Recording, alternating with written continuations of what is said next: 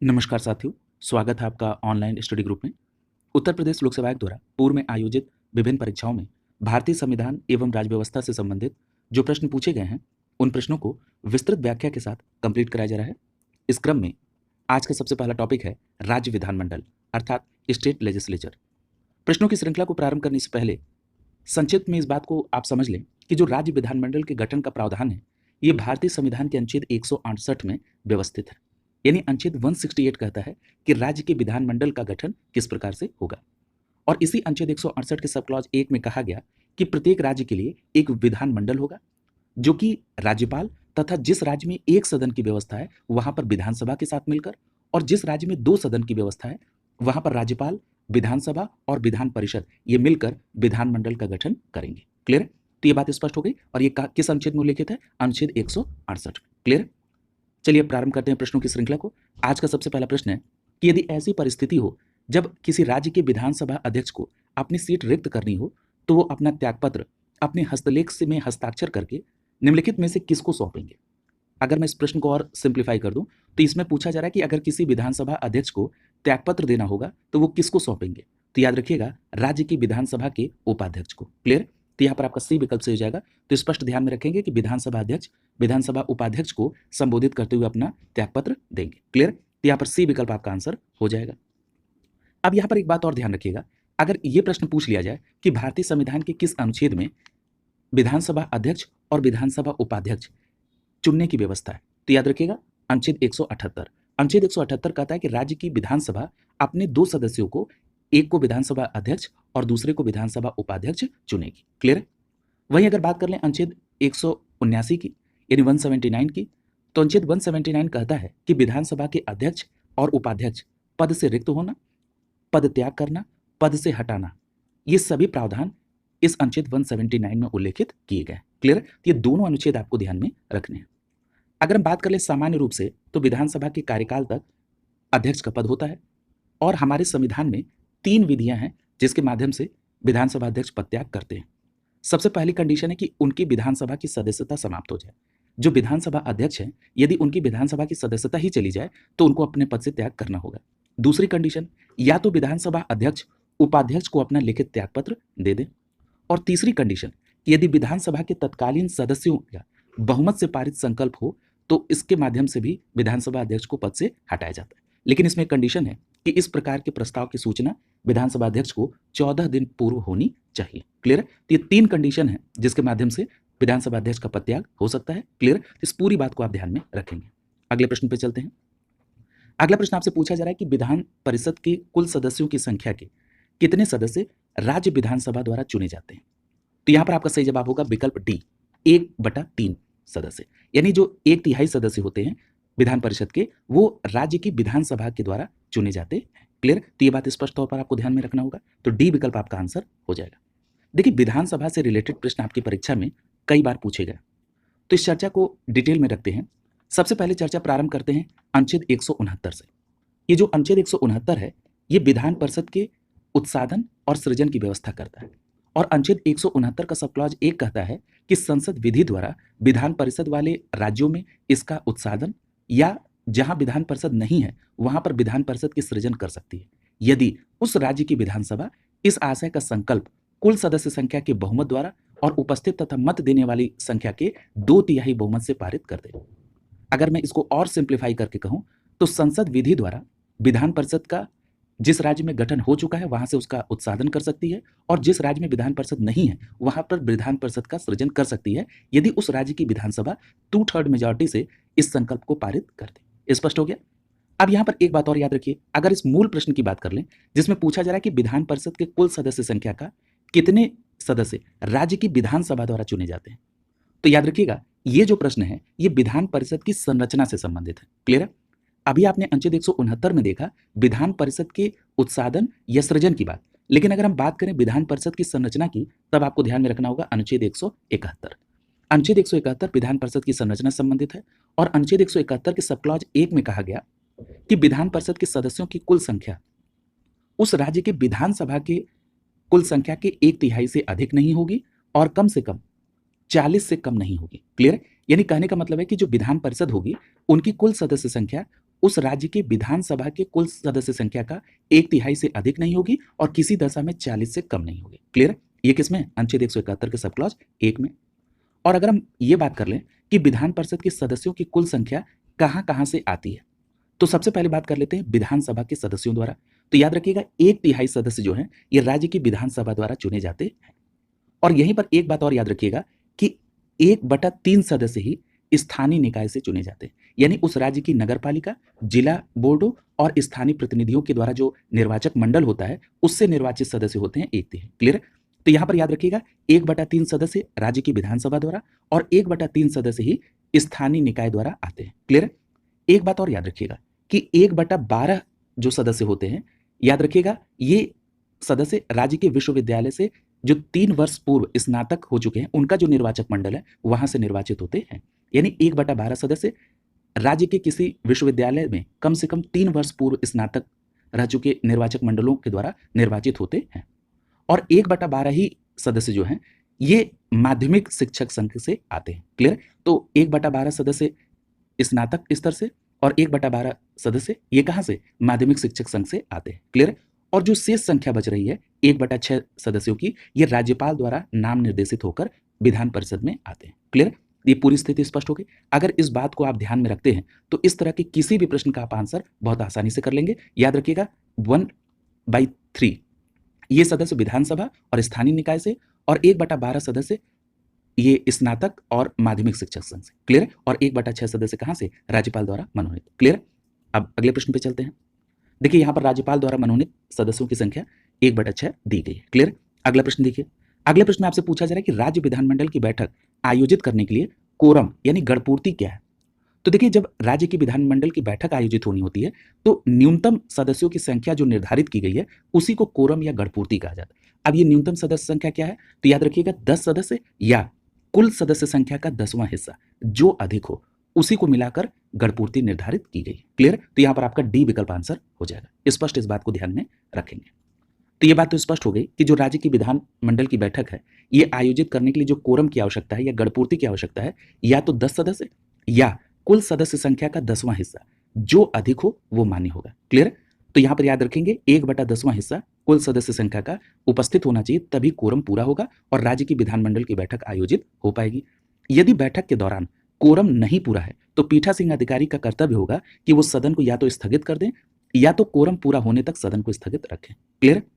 और यहां पर एक बात और याद रखिएगा कि जो भारतीय संविधान का 6ठा भाग है इसमें अनुच्छेद 168 से अनुच्छेद 212 तक राज्य की विधानमंडल के गठन का प्रावधान है। इसमें इसके कार्यकाल, अधिकारियों की प्रक्रियाओं, विशेषाधिकारों और शक्तियों के बारे में वर्णन किया गया है। क्लियर? तो ये भी बात आप ध्यान में रखेंगे और आपको ये भलीभांति परिचित है आप कि जो भाग 6 है ये राज्य के संदर्भ में प्रावधान करता है। क्लियर? तो ये बात स्पष्ट हो गई।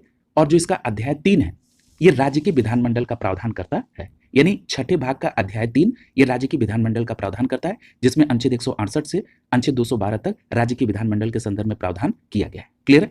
अगला देखिए। अगला प्रश्न पूछा जा रहा है कि उत्तर प्रदेश में विधान परिषद वित्त विधेयक को कितने दिन विलंबित कर सकती है? तो यहाँ पर सही जवाब होगा विकल्प बी 14 दिन। यानी जो विधान परिषद है ये वित्त विधेयक को 14 दिन तक विलंबित कर सकती है। क्लियर? तो यहाँ पर आपका बी विकल्प आंसर हो जाएगा। और एक बात और याद रखिएगा कि जो वित्त विधेयक है ये सिर्फ विधानसभा में ही पुनः स्थापित किया जा सकता है। विधान परिषद न ही इसको अस्वीकृत कर सकती है और न ही 14 दिन से अधिक समय तक के लिए रोक सकती है। 14 दिनों के पश्चात विधेयक को विधान परिषद से स्वतः ही पारित मान लिया जाता है। क्लियर? ये सभी बातें आप जानते भी हैं। तो यहाँ पर आपका बी विकल्प आंसर हो जाएगा। अगला देखिए। अगला प्रश्न पूछा जा रहा है कि राज्य विधानसभा में कोई भी धन विधेयक पूरा स्थापित नहीं किया जा सकता है बगैर किसकी संस्तुति आवश्यक है? तो राज्य के राज्यपाल की। तो यहाँ पर आपका बी विकल्प सही हो जाएगा कि राज्य के राज्यपाल की संस्तुति के बिना राज्य की विधानसभा में कोई भी धन विधेयक पूरा स्थापित नहीं किया जा सकता है। तो यहाँ पर बी विकल्प आपका आंसर हो जाएगा। क्लियर? तो ये बात स्पष्ट तौर पर आपको ध्यान में रखना होगा।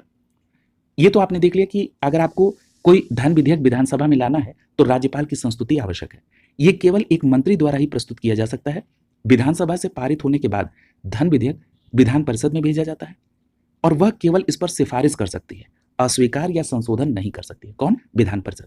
और साथ ही साथ 14 दिन के भीतर विधेयक को लौटाना होता है और अगर वो 14 दिन के भीतर विधेयक को नहीं लौटाती है तो विधान परिषद से पारित माना जाता है।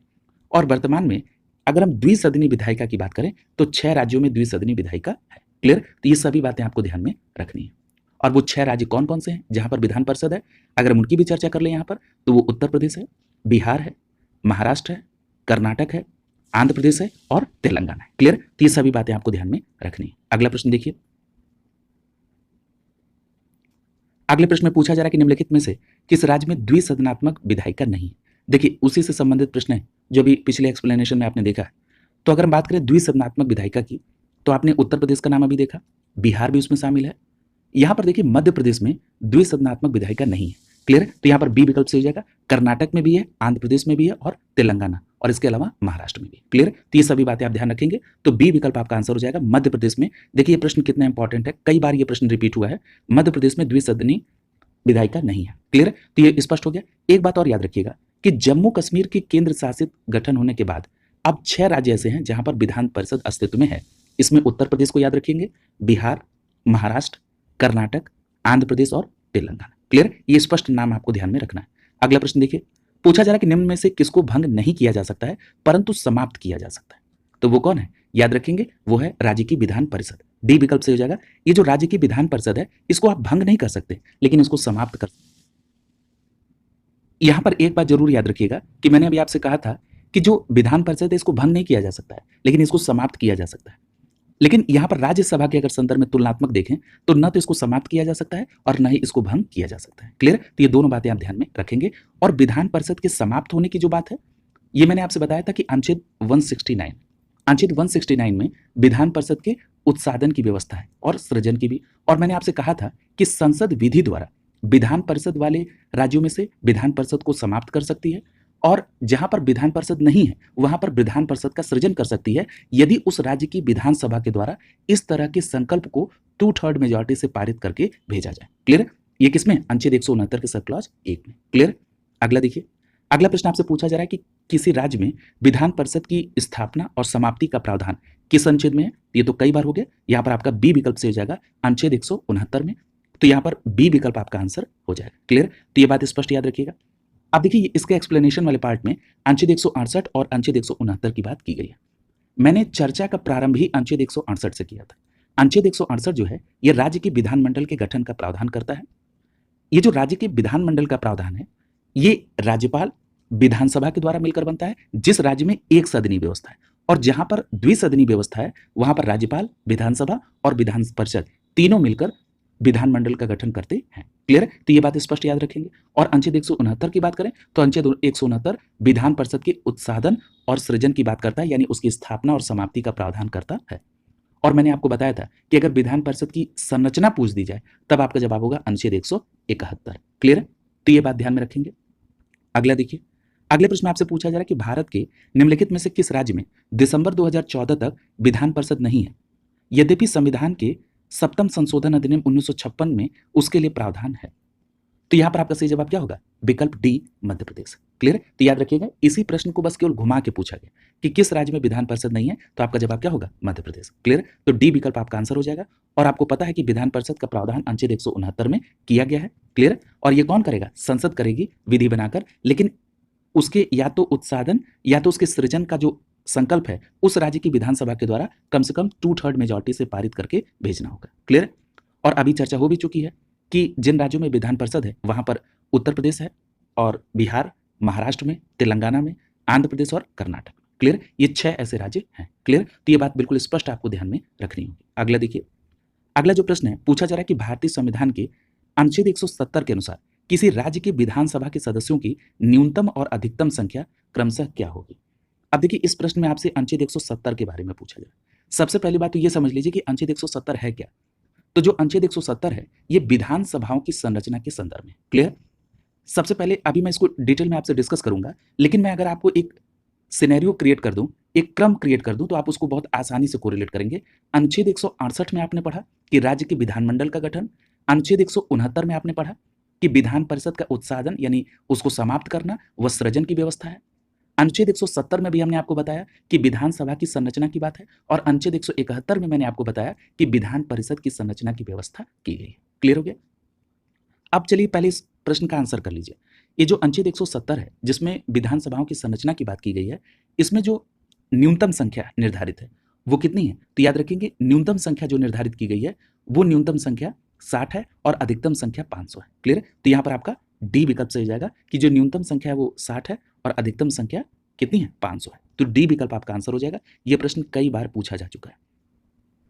देखिए इस बात पर तो चर्चा हो गई है कि अनुच्छेद 170 का संबंध किससे है? ये विधानसभाओं की संरचना से संबंधित है। क्लियर है? अनुच्छेद 170 के सब क्लॉज 1 में कहा गया कि जो विधानसभा में सदस्यों की न्यूनतम और अधिकतम संख्या क्या होगी, और उसमें बताया गया कि जो अधिकतम संख्या होगी ये 500 और न्यूनतम संख्या क्या होगी? 60। क्लियर? स्पष्ट याद रखेंगे अनुच्छेद 170 के सब क्लॉज 1 में जो राज्य की विधानसभा होगी उसमें अधिकतम संख्या बताई गई 500 और न्यूनतम 60। लेकिन यहां पर एक बात और आप याद रखेंगे, तभी ये प्रश्न होलिस्टिक अप्रोच के साथ कंप्लीट होगा।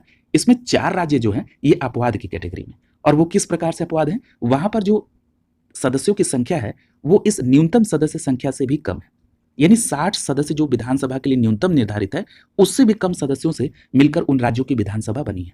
अब वो राज्य कौन कौन से हैं? सिक्किम, यहां पर विधानसभा के सदस्यों की संख्या 32 है।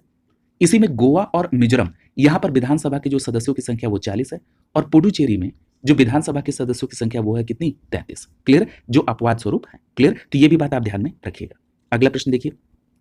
अगले प्रश्न पूछा जा रहा है कि विधान परिषद में मनोनीत सदस्यों की संख्या कितनी है? अब देखिए विधान परिषद में जो सदस्य आते हैं, मैंने बताया अनुच्छेद 171 में विधान परिषद की संरचना है, और मैंने बताया था कि अनुच्छेद 171 के सब क्लॉज 3 में कहा गया कि जो विधान परिषद में सदस्य आ रहे हैं वो कहां से आ रहे हैं, और उसमें मैंने स्पष्ट आपसे कहा था कि जो 1/6 सदस्यों की संख्या है ये राज्यपाल के द्वारा मनोनीत होते हैं। क्लियर? तो यहाँ पर आपका सी विकल्प सही हो जाएगा बिल्कुल, कि कुल सदस्य संख्या का 1/6 मनोनीत सदस्य होते हैं, और किसके द्वारा मनोनीत होते हैं? राज्यपाल के द्वारा। क्लियर? अब देख रहे हैं, अगर आप किसी भी प्रश्न को अगर होलिस्टिक अप्रोच के साथ चलेंगे करते हुए तो निश्चित रूप से आपको बहुत आसानी होगी। बस इतना आपको भी ध्यान रखना है, इतना मुझे भी ध्यान रखना है, और मेरी गंभीरता ज्यादा होगी क्योंकि आप मेरे ऊपर एक विश्वास करके जुड़े हुए हैं कि कोई भी अनावश्यक तथ्य पर चर्चा ना हो, क्योंकि समय व्यर्थ नहीं होना चाहिए। क्लियर है? तो यहाँ पर ध्यान रखेंगे इस बात को। देखिए ये बात स्पष्ट हो गई कि जो 1/6 सदस्य हैं ये राज्यपाल द्वारा नाम निर्देशित होकर यानी मनोनीत होकर आएंगे। क्लियर?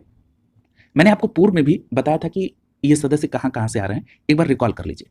देखिए विधान परिषद में कुल सदस्य संख्या का 1/3 भाग जो है वो स्थानीय निकाय से है। स्थानीय निकाय का मतलब नगर पालिका, जल बोर्ड। क्लियर?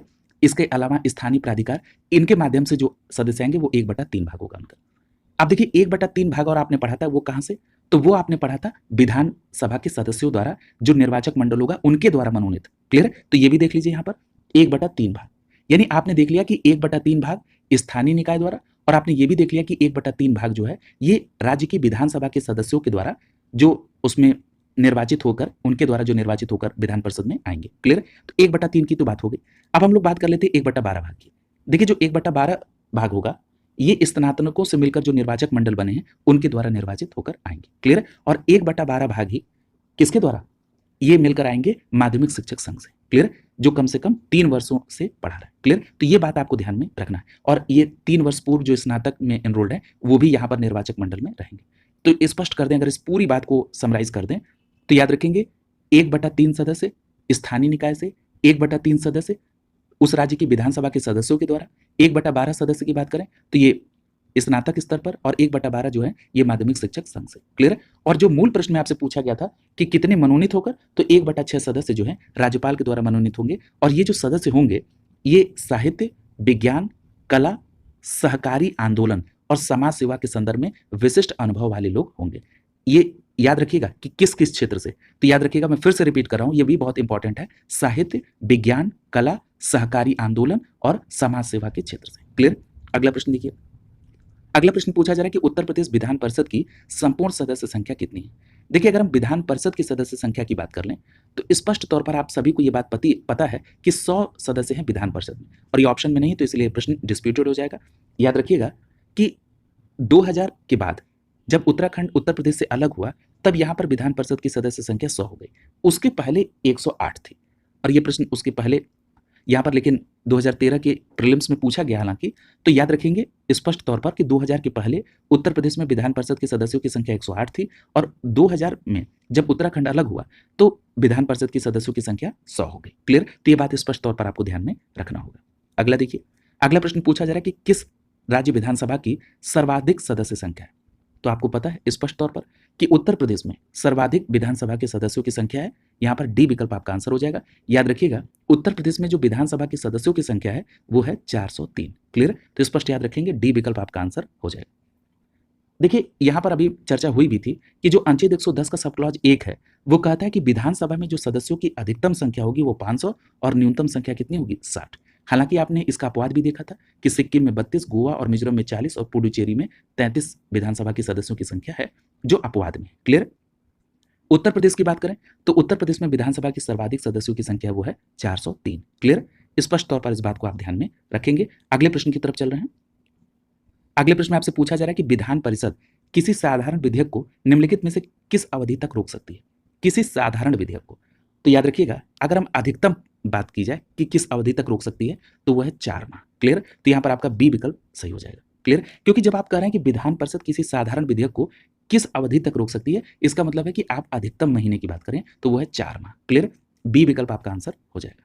अब देख लीजिए कि यह प्रावधान कहां पर है कि अधिकतम की बात हो रही है। तो याद रखिएगा, ये जो अनुच्छेद 197 है, ये प्रावधान करता है कि विधान परिषद विधानसभा द्वारा पारित किसी साधारण विधेयक को पहली बार 3 माह के लिए और दूसरी बार 1 माह के लिए रोक सकती है। इसी को मिलाकर आपने कहा कि कुल उसके पास अधिकतम जो रोकने की क्षमता है विधान परिषद की साधारण विधेयक को, वो कितनी है? 4 माह की। क्लियर? और इसका प्रावधान कहां पर है? अनुच्छेद 197 में इसका प्रावधान किया गया। क्लियर?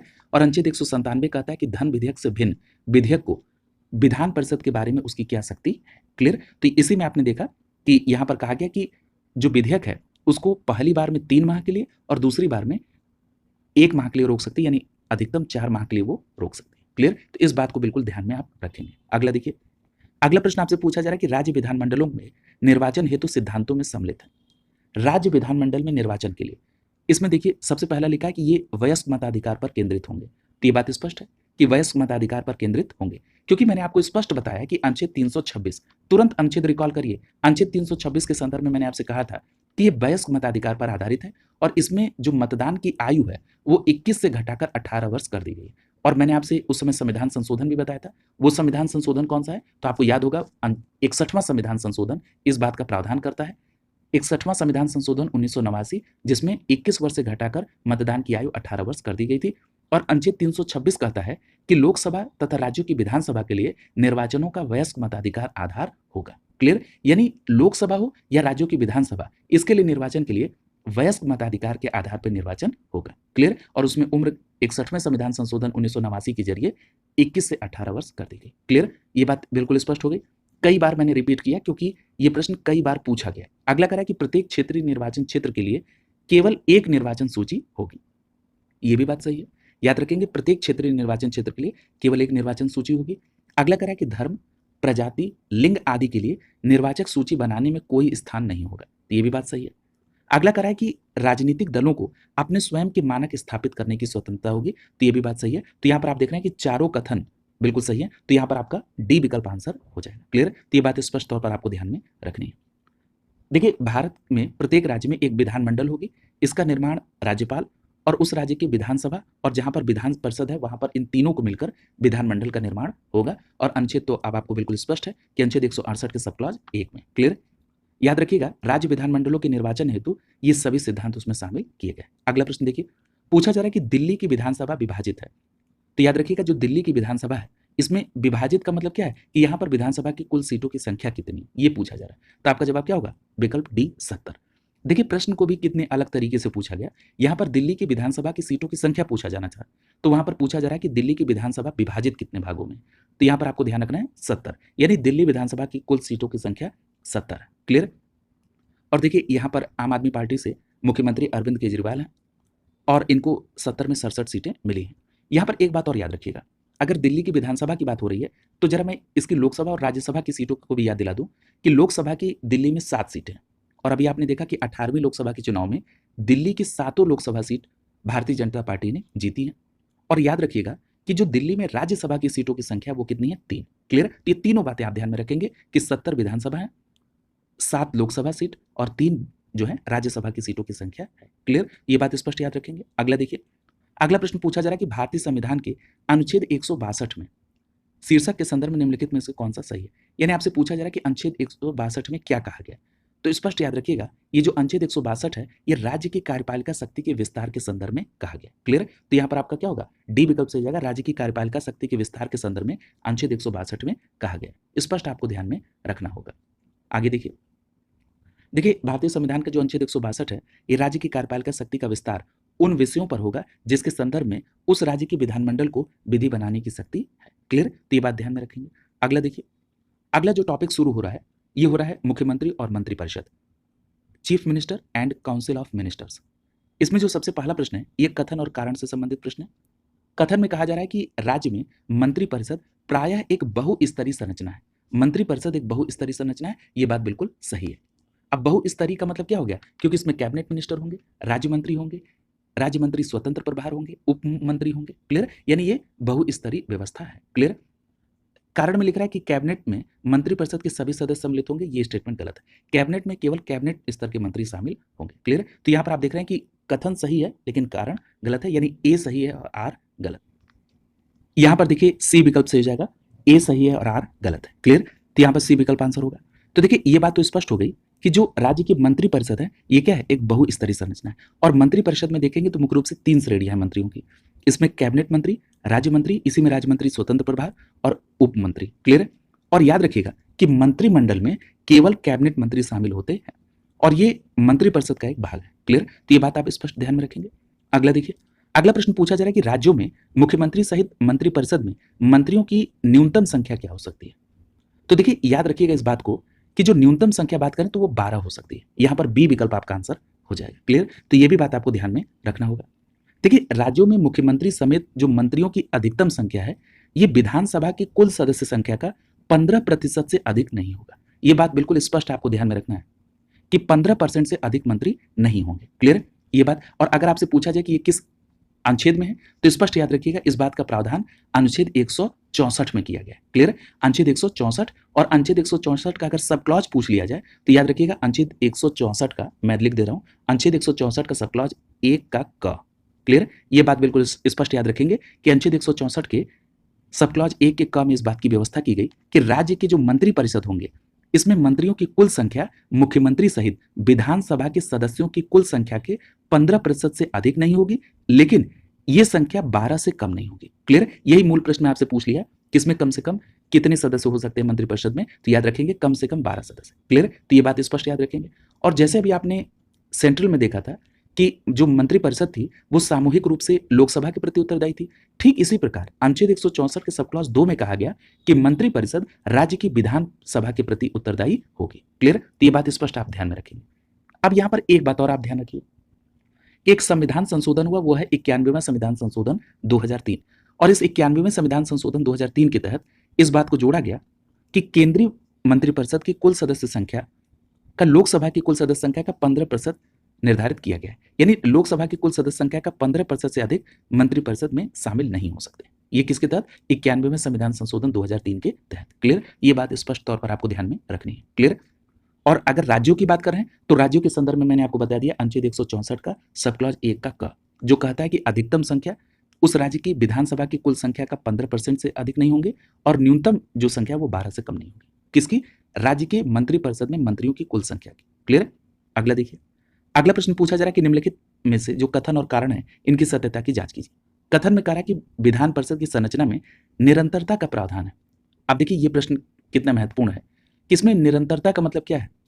यानी निरंतरता का मतलब यह है कि ये भंग नहीं होगी, इसको समाप्त किया जा सकता है लेकिन ये भंग नहीं होगी, इसका मतलब निरंतरता। ये बात बिल्कुल सही है। अगले में कहा जा रहा है कि उसके 1/3 सदस्य प्रत्येक 2 वर्ष पर सेवानिवृत्त होते हैं, तो ये भी बात बिल्कुल सही है। क्लियर? तो यहाँ पर आप देख रहे हैं कि कथन भी सही है, कारण भी सही है और सही व्याख्या हो रही है। क्लियर? तो यहाँ पर ए विकल्प आपका आंसर हो जाएगा। क्लियर? देखिए विधान परिषद के जो प्रत्येक सदस्य हैं इनका कार्यकाल 6 वर्ष का होता है, लेकिन 2 वर्ष बाद 1/3 सदस्य सेवानिवृत्त हो जाते हैं। और जो विधान परिषद है ये एक स्थायी निकाय है जिसको भंग नहीं किया जा सकता। क्लियर? लेकिन इसको समाप्त किया जा सकता है। ये बात मैंने आपको बताई भी थी और ये व्यवस्था किसमें? अनुच्छेद 169 में। और ये भी बात हो गई थी कि वर्तमान समय में 6 राज्यों में विधान परिषद है, जिसमें आपने देखा था उत्तर प्रदेश, बिहार, महाराष्ट्र, कर्नाटक, आंध्र प्रदेश और तेलंगाना। क्लियर? ये 6 राज्य के नाम भी याद रखिएगा। अगला जो प्रश्न है पूछा जा रहा है कि मुख्यमंत्री से संबंधित निम्नलिखित कथनों में से कौन सा एक सही नहीं है। अब देखिए मुख्यमंत्री के संदर्भ में आपसे प्रश्न पूछा जा रहा है इसमें सबसे पहला स्टेटमेंट है कि वो साधारणतया राज्यपाल द्वारा चयनित होता है। अब देखिए इस प्रश्न में कहाँ पे दिक्कत है। सबसे पहली बात तो याद रखिएगा कि जो मुख्यमंत्री ये चयनित नहीं होता है, राज्यपाल के द्वारा इनकी नियुक्ति की जाती है। अगर आपको याद हो तो यही बात मैंने प्रधानमंत्री के संदर्भ में भी आपसे कहा था कि जो प्रधानमंत्री होते हैं इनकी नियुक्ति होती है राष्ट्रपति के द्वारा। ठीक उसी प्रकार से जो मुख्यमंत्री होते हैं इनकी नियुक्ति राज्यपाल करते हैं। इसका प्रावधान कहाँ पर है? अनुच्छेद 164 के सब क्लॉज 1 में।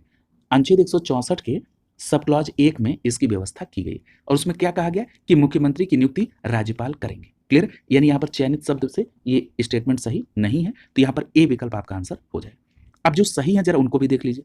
कह रहा है कि राज्यपाल द्वारा औपचारिक नियुक्ति से वो होता है, तो बिल्कुल सही है अनुच्छेद 64 के सब क्लॉज 1 के अकॉर्डिंग। अगला कह रहा है कि वो विधानसभा में बहुमत दल के सदस्य द्वारा चुना जाता है, ये भी बात बिल्कुल सही है। और अगला कह रहा है कि उसका पद पर बना रहना बहुत से कारकों पर निर्भर है, तो ये भी बात सही है। तो यहाँ पर आप देख रहे हैं ए विकल्प में जो बात कही गई वो सही नहीं है। क्लियर? तो ये बात स्पष्ट हो गई कि मुख्यमंत्री की नियुक्ति राज्यपाल द्वारा होती है, अनुच्छेद 164 के सब क्लॉज 1 में ये बात कही गई। और याद रखिएगा कि वैसे व्यक्ति को मुख्यमंत्री नियुक्त किया जाता है जो विधानसभा में बहुमत दल का नेता हो, और मुख्यमंत्री शासन का प्रमुख प्रवक्ता है, और मंत्रियों की बैठक की अध्यक्षता भी मुख्यमंत्री के द्वारा होती है। राज्यपाल के सारे अधिकारों का प्रयोग मुख्यमंत्री ही करता है। क्लियर? तो ये सभी बातें आप ध्यान में रखेंगे। अगले प्रश्न की तरफ चलते हैं। अगले प्रश्न में पूछा जा रहा है कि निम्नलिखित में से एक मुख्यमंत्री का राज्यपाल के प्रति कर्तव्य नहीं है। यानी यहाँ पर 3 जो स्टेटमेंट होंगे वो मुख्यमंत्री का राज्यपाल के प्रति कर्तव्य के बारे में होगा, और एक कोई ऐसा स्टेटमेंट है जो मुख्यमंत्री का राज्यपाल के प्रति कर्तव्य से संबंधित नहीं है। सबसे पहला कह रहा है कि अपने दल की नीतियों के बारे में सूचित करना। ये जो पहला ही स्टेटमेंट है बिल्कुल कॉमन सी बात है कि अपने दल की नीतियों के बारे में वो राज्यपाल से क्यों डिस्कस करेगा। क्लियर? तो यहाँ पर ए विकल्प से हो जाएगा, ये मुख्यमंत्री का राज्यपाल के प्रति कर्तव्य नहीं है। अब जरा अन्य स्टेटमेंट भी देखिए, मंत्रिपरिषद के सभी विनिश्चय को किसको सूचित करना? राज्यपाल को सूचित करना। क्लियर? तो ये बात स्पष्ट हो गई। जिस तरह से अभी आपने देखा था कि प्रधानमंत्री राष्ट्रपति को कार्य की सूचना करेंगे, किसमें आपने देखा था? अनुच्छेद 78 में। क्लियर? ये बात आपने देखी थी। अनुच्छेद 78 क्या कहता है? अनुच्छेद 78 कहता है कि राष्ट्रपति को जानकारी देने के संदर्भ में प्रधानमंत्री का कर्तव्य। क्लियर? ठीक उसी तरह का ये प्रश्न है कि मंत्रिपरिषद के संदर्भ में जो विनिश्चय लिए गए हैं उसकी सूचना मुख्यमंत्री किसको सौंपेंगे? राज्यपाल को इस बात की सूचना देंगे, और इसके संदर्भ में प्रावधान किसमें है? तो याद रखिएगा अनुच्छेद 167 में, यानी 167 में। 167 कहता है कि राज्यपाल को जानकारी देने का मुख्यमंत्री का कर्तव्य। क्लियर? और मैंने कंपेयर भी कराया कि प्रधानमंत्री का राष्ट्रपति को सूचना देने का कर्तव्य किसमें है? अनुच्छेद 78 में। क्लियर? तो ये बात ध्यान में रखेंगे, यहाँ पर ए विकल्प आपका आंसर हो जाए। देखिए इसके एक्सप्लेनेशन में दिया भी है कि जो अनुच्छेद 167 यानी 167 है, ये कहता है कि प्रत्येक राज्य के मुख्यमंत्री का ये कर्तव्य होगा कि वो राज्य के कार्यों के प्रशासन संबंधित और विधान विषयक प्रस्थापनाओं संबंधित मंत्रिपरिषद के जो भी विनिश्चय हैं उससे राज्यपाल को संसूचित करें। क्लियर? दूसरा, राज्य के कार्यों के प्रशासन संबंधी और विधान विषयक प्रस्थापनाओं संबंधी जानकारी राज्यपाल अगर मांगे तो उनको दे दे। तीसरी बात कि किसी विषय को जिस पर किसी मंत्री ने विनिश्चय कर लिया है किंतु मंत्रिपरिषद ने विचार नहीं किया है, राज्यपाल द्वारा अपेक्षा किए जाने पर मंत्रिपरिषद के समक्ष विचार के लिए रखें। यदि किसी मंत्री ने कोई सलाह राज्यपाल को दे दी है और मंत्रिपरिषद के समक्ष नहीं रखी है तो राज्यपाल को मुख्यमंत्री के माध्यम से यह शक्ति होगी कि वो उसे मंत्रिपरिषद में विचार के लिए निर्दिष्ट करे। क्लियर? तो ये सभी बातें आपको ध्यान में रखेंगे। तो इस प्रकार आपने देख लिया कि जो मुख्यमंत्री हैं वो अपने दल की नीतियों से राज्यपाल को सूचित नहीं करेंगे। क्लियर? अगला देखिए, अगला प्रश्न आपसे पूछा जा रहा है कि राज्य सरकार के मंत्रियों के वेतन और भत्तों का निर्धारण किया जाता है किसके द्वारा?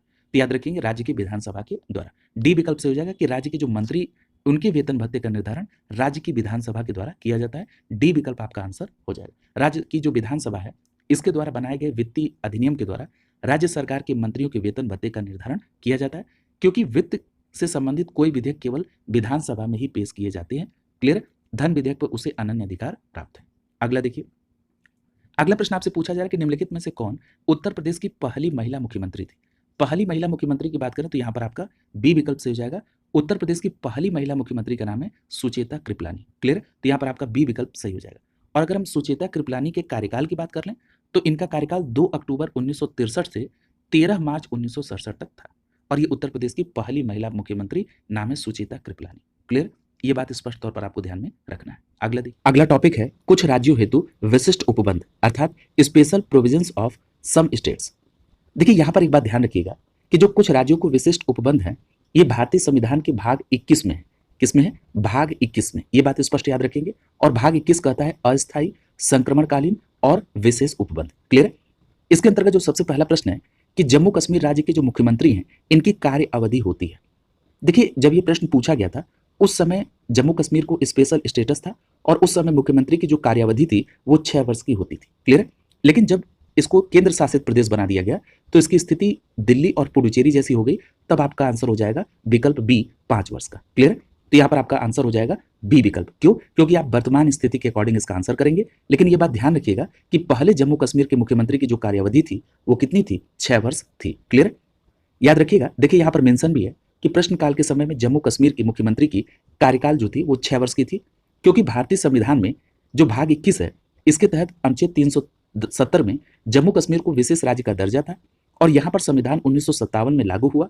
जम्मू कश्मीर के विधानमंडल में 2 सदन थे, एक विधानसभा और दूसरा विधान परिषद। और जम्मू कश्मीर विधानसभा में राज्यपाल द्वारा 2 महिला सदस्यों को मनोनीत किया जाता था। अगर हम वर्तमान समय की बात कर लें, तो वर्तमान समय में जम्मू कश्मीर में जो 370 के तहत विशेष राज्य का दर्जा था, अब उसे समाप्त कर दिया गया और 2 केंद्र शासित प्रदेश बने, एक जम्मू कश्मीर और दूसरा लद्दाख। और इसकी स्थिति अब दिल्ली और पुडुचेरी जैसी हो गई है। क्लियर है? तो ये बात स्पष्ट तौर पर आपको ध्यान में रखना होगा। अगला प्रश्न देखिए। अगले प्रश्न में आपसे पूछा जा रहा है कि जम्मू और कश्मीर राज्य के कार्यकारी अध्यक्ष का पदनाम सन 1965 में सदर रियासत से राज्यपाल में बदल दिया गया, किसके द्वारा? तो देखिए यहाँ पर आपका जो सही जवाब होगा वो होगा विकल्प सी, जम्मू और कश्मीर राज्य के संविधान में 6ठे संशोधन के द्वारा। क्लियर है? तो यहाँ पर आपका सी विकल्प आंसर हो जाएगा। स्पष्ट याद रखेंगे कि जम्मू और कश्मीर राज्य के संविधान में 6ठे संशोधन के द्वारा जो सदर रियासत नाम था वो बदलकर राज्यपाल हो गया। क्लियर? तो सी विकल्प आपका आंसर हो जाएगा। यहाँ पर याद रखिएगा कि जम्मू कश्मीर के कार्यपालिका प्रधान को सदर रियासत कहा जाता था और वो राज्य विधानसभा द्वारा निर्वाचित होता था। इस भिन्नता को जम्मू कश्मीर संविधान संशोधन, और वो कौन सा था? 6वां संविधान संशोधन 1965 के द्वारा 1967 में हटा दिया गया और इसके बाद सदरी रियासत के स्थान पर राज्यपाल नाम हो गया। क्लियर? जिसकी नियुक्ति राष्ट्रपति द्वारा होती है। क्लियर? तो ये बात स्पष्ट तौर पर आपको ध्यान में रखना होगा और केंद्र शासित प्रदेश बनने के बाद यहाँ पर उपराज्यपाल की नियुक्ति हो रही है। क्लियर? अगला देखिए। अगला प्रश्न पूछा जा रहा है कि भारत के संविधान के वे अनुच्छेद जो जम्मू कश्मीर राज्य में स्वमेव लागू होते हैं वे हैं। तो देखिए यहाँ पर आप देख रहे हैं कि अनुच्छेद 1 और अनुच्छेद 370। क्लियर? तो ये बात समझ में आ गई। यहाँ पर सी विकल्प आपका आंसर हो जाएगा। अनुच्छेद 1, अनुच्छेद 1 क्या कहता है? अनुच्छेद 1 कहता है कि भारत क्या है? राज्यों का संघ है। क्लियर है? अनुच्छेद 1 में कहा गया कि भारत अर्थात इंडिया राज्यों का संघ होगा। क्लियर है? तो यहाँ पर और 370 के तहत जम्मू कश्मीर को स्पेशल स्टेटस मिला था, तो उस समय के आधार पर यहाँ पर सी विकल्प आपका आंसर हो जाएगा। क्लियर? तो ये बात स्पष्ट याद रखेंगे। अगला जो प्रश्न है ये कथन और कारण से संबंधित प्रश्न। कथन में कहा जा रहा है कि जम्मू व कश्मीर राज्य को एक विशेष स्थिति प्रदान की गई है। देखिए जब ये प्रश्न पूछा गया था तो उस समय ये पहला स्टेटमेंट तो सही हो जाता। क्लियर है? अगर ये मान के चलें कि उस समय के आधार पर या ये कहा जाता कि जम्मू और कश्मीर राज्य को एक विशेष स्थिति प्रदान की गई थी, तब आपका ये पहला स्टेटमेंट सही था। कारण में कह रहा है कि ये विशेष स्थिति उसे 1947 के भारत स्वतंत्रता अधिनियम के अंतर्गत दी गई थी, ये बात गलत है। क्लियर है? तो यहाँ पर आप उस समय के आधार पर देखें तो कथन सही है लेकिन कारण गलत है, यानी यहाँ पर ए सही है और आर गलत है। तो यहाँ पर आप देख रहे हैं सी विकल्प आपका आंसर हो जाएगा। क्लियर? लेकिन अगर हम यहाँ पर इसकी पूरी स्थिति को जरा एक बार देखें तो याद रखिएगा 20 अक्टूबर 1947 को पाकिस्तान समर्थित आजाद कश्मीर सेना ने राज्य के अग्रभाग पर आक्रमण कर दिया, जिसे राज्य के शासक महाराजा हरि सिंह के द्वारा 26 अक्टूबर 1947 को जवाहरलाल नेहरू और हरि सिंह के द्वारा जम्मू और कश्मीर के भारत में विलय पत्र पर हस्ताक्षर किए गए। क्लियर? और भारत सरकार के आश्वासन के अनुसार भारतीय संविधान में अनुच्छेद 370 सम्मिलित किया गया, जिसमें स्पष्ट तौर पर कहा गया कि जम्मू कश्मीर से संबंधित राज्य उपबंध केवल अस्थायी है न कि स्थायी। क्लियर? और ये 17 नवंबर 1952 से संचालित हुआ। क्लियर? तो ये बात स्पष्ट हो गई कि जो जम्मू कश्मीर राज्य को विशेष स्थिति प्रदान की गई थी ये 1947 के भारत स्वतंत्रता अधिनियम के अंतर्गत नहीं थी। क्लियर? और याद रखिएगा जम्मू कश्मीर का संविधान 17 नवंबर 1956 को अंगीकार किया गया था और 26 जनवरी 1957 को यह प्रभाव में आया था, लेकिन वर्तमान समय में जम्मू कश्मीर की विशेष स्थिति को समाप्त कर दिया गया। क्लियर? ये प्रश्न इसलिए महत्वपूर्ण है कि कई बार प्रीवियस सिचुएशन के आधार पर भी प्रश्न पूछे जाते हैं। क्लियर? तो इन सभी घटनाओं को आप जरूर ध्यान में रखेंगे। क्लियर? तो ये बात स्पष्ट हो गई कि 26 अक्टूबर 1947 को जवाहरलाल नेहरू और हरि सिंह के द्वारा जम्मू कश्मीर के भारत में विलय पत्र पर हस्ताक्षर किए गए, पहली बात। दूसरी बात कि जो जम्मू कश्मीर को स्पेशल स्टेटस देने की बात थी अनुच्छेद 370 के तहत, इसमें यह बात कही गई थी ये अस्थायी उपबंध है न कि स्थायी। क्लियर? और आप देख रहे हैं कि जो भाग 21 के अंतर्गत जो ये अनुच्छेद 370 है, उस भाग 21 में भी ये लिखा हुआ है कि अस्थायी, संक्रमणकालीन और विशेष उपबंध। क्लियर? तो ये बात स्पष्ट होगी। और ये तिथि भी याद रखिएगा कि 17 नवंबर 1952 से संचालित हुआ और जम्मू कश्मीर का जो संविधान है वो 17 नवंबर 1956 को अंगीकार किया गया और ये प्रभाव में आया 26 जनवरी 1957। क्लियर? तो ये सभी बातें आपको ध्यान में रखनी है। अगला प्रश्न देखिए, पूछा जा रहा है कि भारत के संविधान के अनुच्छेद 371 ख में किस राज्य के लिए विशेष उपबंध किया गया है। अब देखिए यहां से प्रश्न आने की संभावना प्रबल है क्योंकि विगत समय में यहां से प्रश्न बन रहे हैं। तो याद रखिएगा अनुच्छेद 371 ख में असम को विशेष प्रावधान किया गया है। क्लियर है? तो यहाँ पर आपका बी विकल्प आंसर हो जाएगा। ये बात स्पष्ट तौर पर आपको ध्यान में रखना है कि 371 ख में असम को विशेष प्रावधान किया गया है। क्लियर है? देखिए यहाँ पर एक चार्ट है, इस चार्ट को आप निश्चित रूप से ध्यान में रखेंगे। सबसे पहले है अनुच्छेद 371। याद रखिएगा अनुच्छेद 371 के तहत महाराष्ट्र और गुजरात को विशेष उपबंध, अनुच्छेद 371 क के तहत नागालैंड को, अनुच्छेद 371 ख के तहत असम को, अनुच्छेद 371 ग के तहत मणिपुर को, अनुच्छेद 371 घ के तहत आंध्र प्रदेश को विशेष उपबंध। वहीं अनुच्छेद 371 अंग की बात करें तो आंध्र प्रदेश में केंद्रीय विश्वविद्यालय के लिए, अनुच्छेद 371 च के तहत सिक्किम को, अनुच्छेद 371 छ के तहत मिजोरम को और अनुच्छेद 371 ज के तहत अरुणाचल प्रदेश को और अनुच्छेद 371 झ के तहत गोवा को। क्लियर है? तो याद रखेंगे झ के तहत गोवा को। क्लियर है? तो ये सभी बातें आपको परीक्षा के दृष्टिकोण से बिल्कुल ध्यान में रखना है। ये छ नहीं होगा, झ होगा। क्लियर है? तो ये बात स्पष्ट याद रखेंगे। अगले प्रश्न की तरफ चल रहे हैं और यहाँ पर एक बात और याद रखिएगा कि एक प्रश्न के दौरान अभी आपने पढ़ा था कि जो अनुच्छेद 371 का जे है इसमें कर्नाटक के राज्यपाल को शक्ति के तौर पर एक संशोधन था जो था 98वां संविधान संशोधन 2012। क्लियर है? तो इस बात को भी आप ध्यान में रखेंगे। अगला प्रश्न देखिए, अगले प्रश्न में पूछा जा रहा है कि भारत में कौन सा एकमात्र राज्य है जहां पर सामान्य सिविल कोड लागू है, यानी कॉमन सिविल कोड लागू हुआ। तो याद रखिएगा गोवा वो राज्य पहला है जहां पर सामान्य यानी कॉमन सिविल कोड लागू हुआ। तो यहां पर आपका डी विकल्प आंसर हो जाएगा। अगर आपसे पूछा जाए कि कौन सा अनुच्छेद ये शक्ति देता है तो स्पष्ट याद रखिएगा अनुच्छेद 44। अनुच्छेद 44 नागरिकों के लिए एक समान सिविल कोड की व्यवस्था करता है और अनुच्छेद 44 कहता है कि राज्य भारत के समस्त राज्य क्षेत्र में नागरिकों के लिए समान सिविल संहिता प्राप्त करने का प्रयास करेगा। क्लियर? तो ये सभी बातें आप इसमें ध्यान में रखेंगे। देखिए यहाँ पर नीचे मेंशन भी है एक्सप्लेनेशन वाले पार्ट में कि जो अनुच्छेद 44 है ये कहता है कि राज्य सारे देश के लिए एक समान दीवानी और फौजदारी कानून बनाने का प्रयत्न करेगा। और ये जो उपयुक्त तथ्य है ये राष्ट्रपिता महात्मा गांधी के दृष्टिकोण से मिलता जुलता है और गोवा में ये लागू है। अभी पूरे भारतवर्ष के राज्यों में एक समान सिविल संहिता लागू नहीं है क्योंकि अल्पसंख्यक जातियों के लिए सांप्रदायिक रीति रिवाजों के अनुसार कानून के संचालन की अभी छूट है। क्लियर? और वर्तमान समय में ये काफी चर्चा में भी विषय है तो इसको ध्यान में रखेंगे आप। अगला देखिए, अगला जो नया टॉपिक है वो है न्यायपालिका यानी जुडिशरी और इसके अंतर्गत जो सबसे पहला टॉपिक है वो है उच्चतम न्यायालय का गठन, शक्तियां और क्षेत्राधिकार, यानी जो संघीय न्यायालय है उसके संदर्भ में सबसे पहले आप देखेंगे, यानी सुप्रीम कोर्ट की स्टैब्लिशमेंट, उसके एम्पावरमेंट और उसके जुरिडिक्शन को आप इसके अंतर्गत देखेंगे। इसमें सबसे पहला प्रश्न आपसे पूछा जा रहा है कि निम्नलिखित में से कौन सा अभिलेख का न्यायालय है। तो याद रखिएगा कि दोनों सर्वोच्च न्यायालय और उच्च न्यायालय ये दोनों जो हैं ये अभिलेखी न्यायालय हैं। स्पष्ट याद रखिएगा, ये प्रश्न बहुत बार पूछा गया है तो डी विकल्प आपका आंसर हो जाएगा। सर्वोच्च न्यायालय यानी सुप्रीम कोर्ट और उच्च न्यायालय यानी हाई कोर्ट ये दोनों अभिलेखी न्यायालय हैं। क्लियर? तो डी विकल्प से हो जाएगा। एक बात और मैं आपको यहाँ पर रिकॉल करा दूं, जो संघ की न्यायपालिका है यानी जो उच्चतम न्यायालय की हम लोग बात कर रहे हैं इसके बारे में जो विवरण है ये भाग 5 में है। क्लियर? भाग 5 में अध्याय 4 के अंतर्गत और अनुच्छेद की अगर बात कर लें तो अनुच्छेद 124 से 147 तक ये तीनों बातें आप ध्यान में रखेंगे। भाग 5 में अध्याय 4 के अंतर्गत अनुच्छेद 124 से 147 तक संघ की न्यायपालिका का वर्णन किया गया है। क्लियर? और यहां पर याद रखिएगा सुप्रीम कोर्ट और हाई कोर्ट ये दोनों अभिलेखी न्यायालय है। यहां पर एक बात ध्यान रखिएगा कि भारत की न्याय व्यवस्था में सर्वोच्च न्यायालय और उच्च न्यायालय ये तो स्पष्ट हो गया कि अभिलेखी न्यायालय है। अगर अनुच्छेद की बात कर लें तो अनुच्छेद 129 ये सर्वोच्च न्यायालय को अभिलेखी न्यायालय का पावर देता है, यानी अनुच्छेद 129 क्या कहता है कि जो उच्चतम न्यायालय है ये अभिलेखी न्यायालय होगा। क्लियर? यानी कहने का मतलब है कि उच्चतम न्यायालय अभिलेखी न्यायालय है और उसको अपने अवमान के लिए दंड देने की शक्ति सहित न्यायालय की सभी शक्तियां प्राप्त होंगी। क्लियर? ये किसमें है? अनुच्छेद 129 में। और याद रखिएगा कि जो अनुच्छेद 215 है इसमें उच्च न्यायालय को अभिलेखी न्यायालय का दर्जा दिया गया है। इसके तहत दोनों न्यायालय अपने क्षेत्राधिकार में अवमानना के लिए दंड देने की शक्ति समाहित करते हैं। क्लियर? 129 के तहत सर्वोच्च न्यायालय को और अनुच्छेद 215 के तहत उच्च न्यायालय को। अगला प्रश्न देखिए, अगले प्रश्न में आपको स्टेटमेंट के परीक्षण करना है और जो सही स्टेटमेंट हो उसको चयन करना है।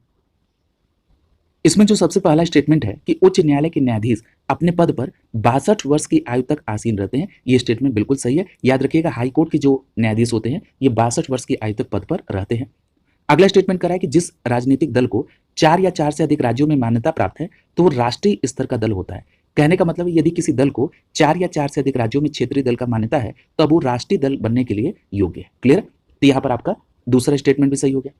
अगला कह रहा है कि कोई विधेयक धन विधेयक है या नहीं, इसका निस्तारण लोकसभा के अध्यक्ष करते हैं, तो ये भी बात सही है। तो यहाँ पर तीसरा स्टेटमेंट भी सही है।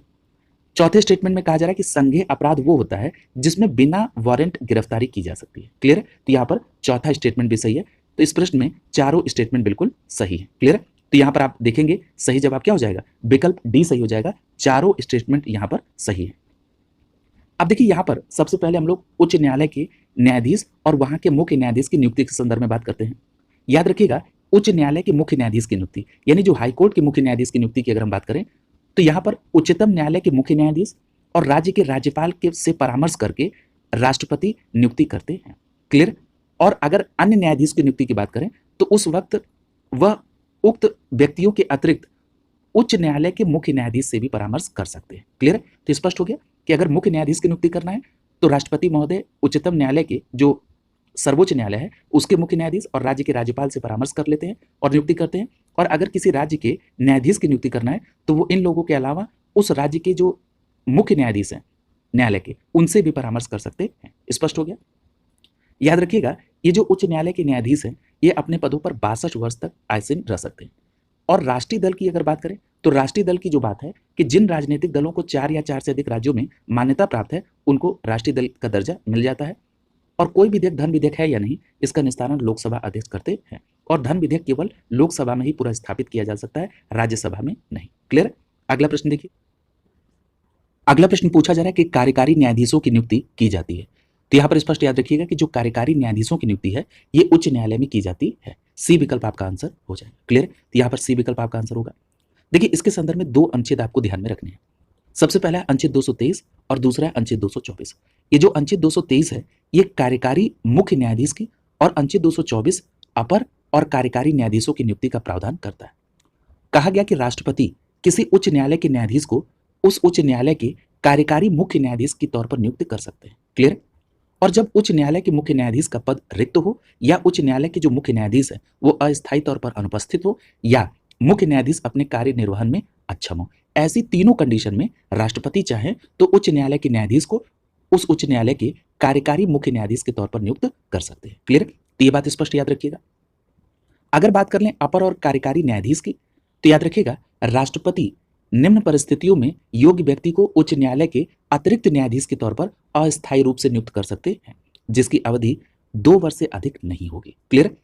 अब वो कौन सी परिस्थिति है? जब अस्थायी रूप से उच्च न्यायालय का कामकाज बढ़ गया हो या उच्च न्यायालय में बकाया कार्य अधिक हो या उच्च न्यायालय के न्यायाधीश अनुपस्थित हो या कारणों से या अन्य कारणों से अपने कार्यों का निष्पादन करने में असमर्थ हो, तो ऐसी स्थिति में राष्ट्रपति चाहे तो योग्य व्यक्तियों को उच्च न्यायालय के अतिरिक्त न्यायाधीश के रूप में अस्थायी रूप से नियुक्त कर सकते हैं और इनकी अवधि 2 वर्ष से अधिक नहीं होगी। एक बात और याद रखिएगा कि जो कार्यकारी न्यायाधीश इनकी 62 वर्ष उम्र के बाद वो पद पर नहीं रह सकते। क्लियर? तो ये भी बात आपको ध्यान में रखना होगा। क्लियर? तो ये बात आपको उच्च न्यायालय के संदर्भ में ध्यान में रखना हो। अगर मैं यहीं पर कंपेयर कर लूं सर्वोच्च न्यायालय से तो याद रखिएगा, सर्वोच्च न्यायालय में एक अनुच्छेद 126 है। अब जरा सर्वोच्च न्यायालय से भी देख लीजिए, सर्वोच्च न्यायालय में एक अनुच्छेद 126 है।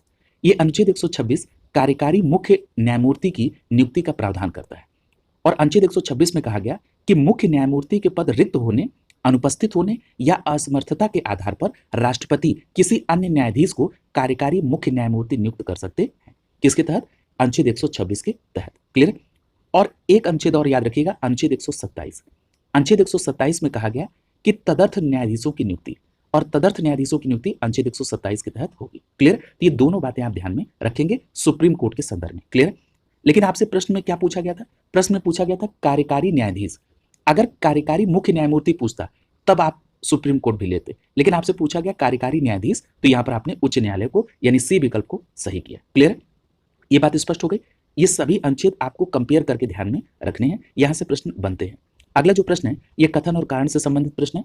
कथन को सबसे पहले देखिए, लिखा है कि केंद्रीय कानूनों का संवैधानिक वैधता के संबंध में भारत के सर्वोच्च न्यायालय की अनन्य अधिकारिता है।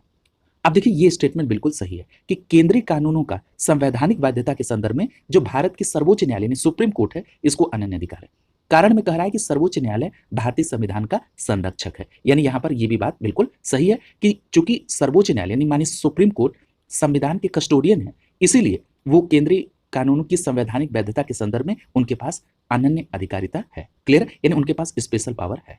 तो यहाँ पर आप देख रहे हैं कथन भी सही है और कारण भी सही है और सही व्याख्या की जा रही है, तो इसलिए आप यहाँ पर ए विकल्प को आंसर करेंगे। क्लियर, तो ये बात स्पष्ट होगी। अगला देख लीजिए, और ये पीसीएस 2019 में ये प्रश्न पूछा भी गया था। क्लियर, तो ध्यान रखेंगे। अगला प्रश्न पूछा जा रहा है कि भारत में न्यायिक सक्रियता संबंधित है किससे?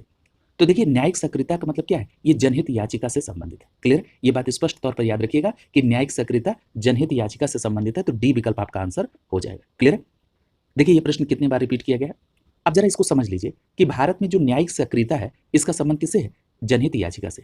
कोई व्यक्ति या समाज का वर्ग जिसको विधिक क्षति पहुंची गई है या विधिक अधिकारों का उसका अतिक्रमण हुआ है, अपनी निर्धनता अथवा किसी अन्य कारण से संवैधानिक या अपने विधिक अधिकारों के संरक्षण के लिए न्यायालय में जाने में असमर्थ है, तो समाज का कोई अन्य व्यक्ति या संघ न्यायालय में उसकी पहुंच की विधिक क्षति के निवारण के लिए अनुच्छेद 32 के तहत आवेदन दे सकता है। भारत में इसकी शुरुआत का श्रेय जो है ये न्यायमूर्ति पीएन भगवती और न्यायमूर्ति कृष्ण अय्यर साहब को जाता है। क्लियर, ये बात स्पष्ट तौर पर आपको ध्यान में रखनी है। यानी कहने का मतलब ये है कि जो न्यायिक सक्रियता है ये जनहित याचिका से संबंधित है, और इसमें कोई व्यक्ति अगर मान लीजिए वो व्यक्ति स्वयं जाने में सक्षम न हो, तो समाज का कोई वर्ग इसके लिए वो मानी सुप्रीम कोर्ट में जाकर ये जनहित याचिका दायर कर सकता है। और याद रखिएगा कि भारत में ये जो जनहित याचिका की शुरुआत का श्रेय है वो दो लोगों को जाता है। यहां से भी प्रश्न आपसे बनते हैं, पीएन भगवती साहब और न्यायमूर्ति कृष्ण अय्यर साहब। क्लियर, ये बात स्पष्ट तौर पर आपको ध्यान में रखना है। और याद रखिएगा ये जो जनहित याचिका की शुरुआत है ये यूएसए में हुई थी। क्लियर, तो ये भी बात आपको ध्यान में रखनी होगी। क्लियर, अगला प्रश्न देखिए। अगले प्रश्न में पूछा जा रहा है कि भारत में न्यायिक पुनरावलोकन की शक्ति का प्रयोग करने की पावर किसके पास है? न्यायिक पुनरावलोकन की शक्ति, तो याद रखिएगा ये सुप्रीम कोर्ट और हाई कोर्ट दोनों को न्यायिक पुनरावलोकन की शक्ति प्राप्त है। क्लियर, तो यहां पर आपका बी विकल्प आंसर हो जाएगा कि न्यायिक पुनरावलोकन की शक्ति हाई कोर्ट और सुप्रीम कोर्ट दोनों के पास है। यह प्रश्न बहुत इंपॉर्टेंट है और कई परीक्षाओं में यह प्रश्न पूछा गया। सबसे पहले यह समझिए कि न्यायिक पुनरावलोकन होता क्या है, उसके बाद और बातों पर चर्चा होगी। याद रखिएगा न्यायिक पुनरावलोकन का मतलब यह होता है कि न्यायालय की वो शक्ति जिसके बल पर वो विधायिका द्वारा बनाए गए कानूनों, कार्यपालिका द्वारा जारी किए गए आदेशों तथा प्रशासन द्वारा किए गए कार्यों की जांच करती है और संविधान के मूल ढांचे के अनुरूप है कि नहीं, और अगर मूल ढांचे के प्रतिकूल है यानी उसके अनुकूल नहीं है तो न्यायालय उसे अवैध घोषित करती है। क्लियर है, तो इस प्रकार की जो न्यायिक पुनरावलोकन की शक्ति है वो माननीय सर्वोच्च न्यायालय और माननीय उच्च न्यायालय को प्राप्त है। क्लियर, और इसके संदर्भ में आपको ये पता है कि मूल अधिकारों के संदर्भ में रीट जारी करने की जो शक्ति है वो माननीय सुप्रीम कोर्ट को अनुच्छेद 32 के तहत और हाई कोर्ट को अनुच्छेद 226 के तहत प्राप्त है। क्लियर है, तो ये बातें स्पष्ट हो गई। अब यहाँ पर अगर हम बात कर लें कि अगर आपसे ये कहा जाता है कि निर्णय और आदेश का उच्चतम न्यायालय द्वारा पुनरावलोकन, अगर ये प्रश्न पूछा जाए तब आप वहां पर अनुच्छेद 137 को देखेंगे।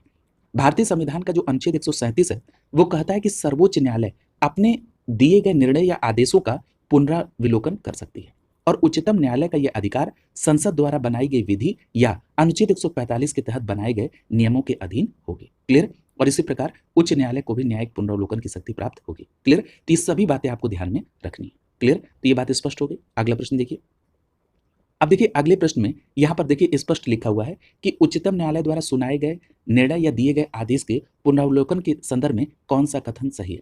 अब यहाँ पर क्या कह रहा है, यहाँ पर सीधे सीधे अनुच्छेद 137 की बात कही जा रही है, जिसमें कहा जा रहा है कि उच्चतम न्यायालय अपने द्वारा दिए गए निर्णय या अपने आदेश का पुनरावलोकन कर सकता है। क्लियर है, तो यहाँ पर 137 अनुच्छेद प्रयोग हो रहा है, और ये क्या है, यहाँ पर आपका बी विकल्प आंसर हो जाए। क्लियर, कि उच्चतम न्यायालय को अपने द्वारा सुनाए गए निर्णयों और आदेशों के पुनरावलोकन की शक्ति है। क्लियर, तो यहाँ पर बी विकल्प आपका इस प्रश्न के लिए बिल्कुल सही आंसर होगा। क्लियर, तो ये बात ध्यान में रखिएगा। अगला प्रश्न देखिए।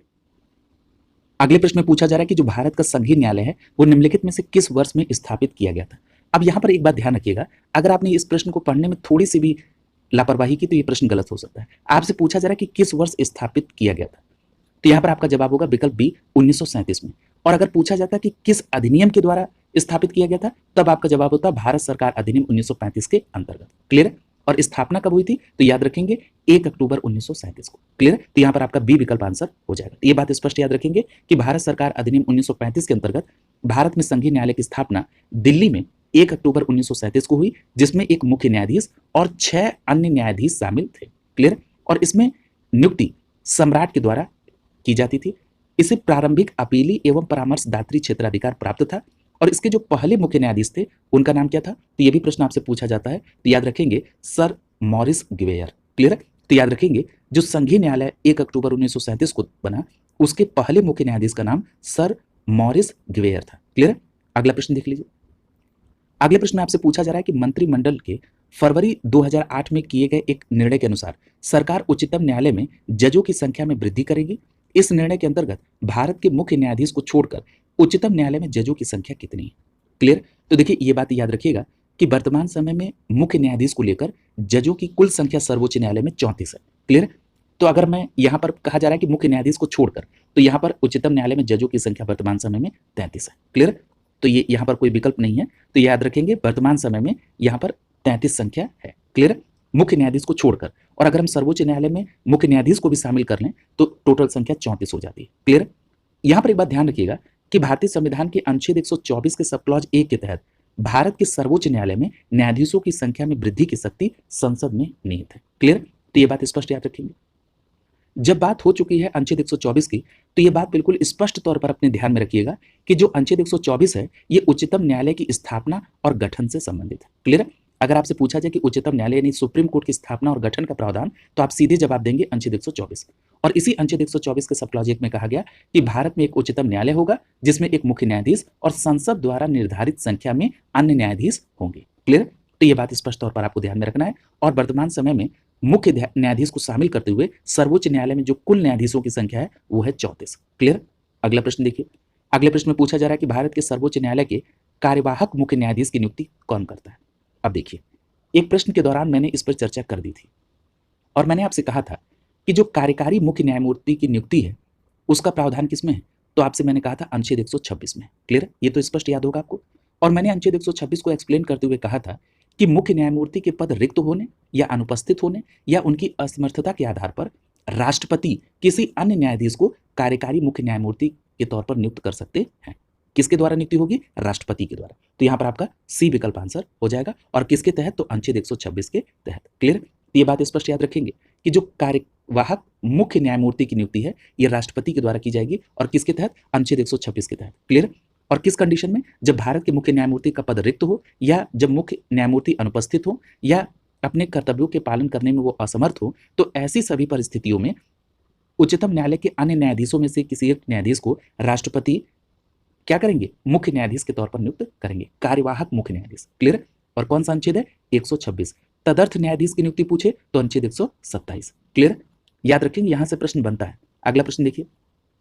पूछा जा रहा है कि निम्नलिखित में से कौन सर्वोच्च न्यायालय के तदर्थ का मतलब एडहॉक न्यायाधीश की नियुक्ति करता है? देखिए अभी चर्चा की और प्रश्न आ गया, तो आपका जवाब क्या होगा? तो यहाँ पर आपका जवाब विकल्प डी सही हो जाएगा, राष्ट्रपति की सहमति से भारत के मुख्य न्यायाधीश। क्लियर?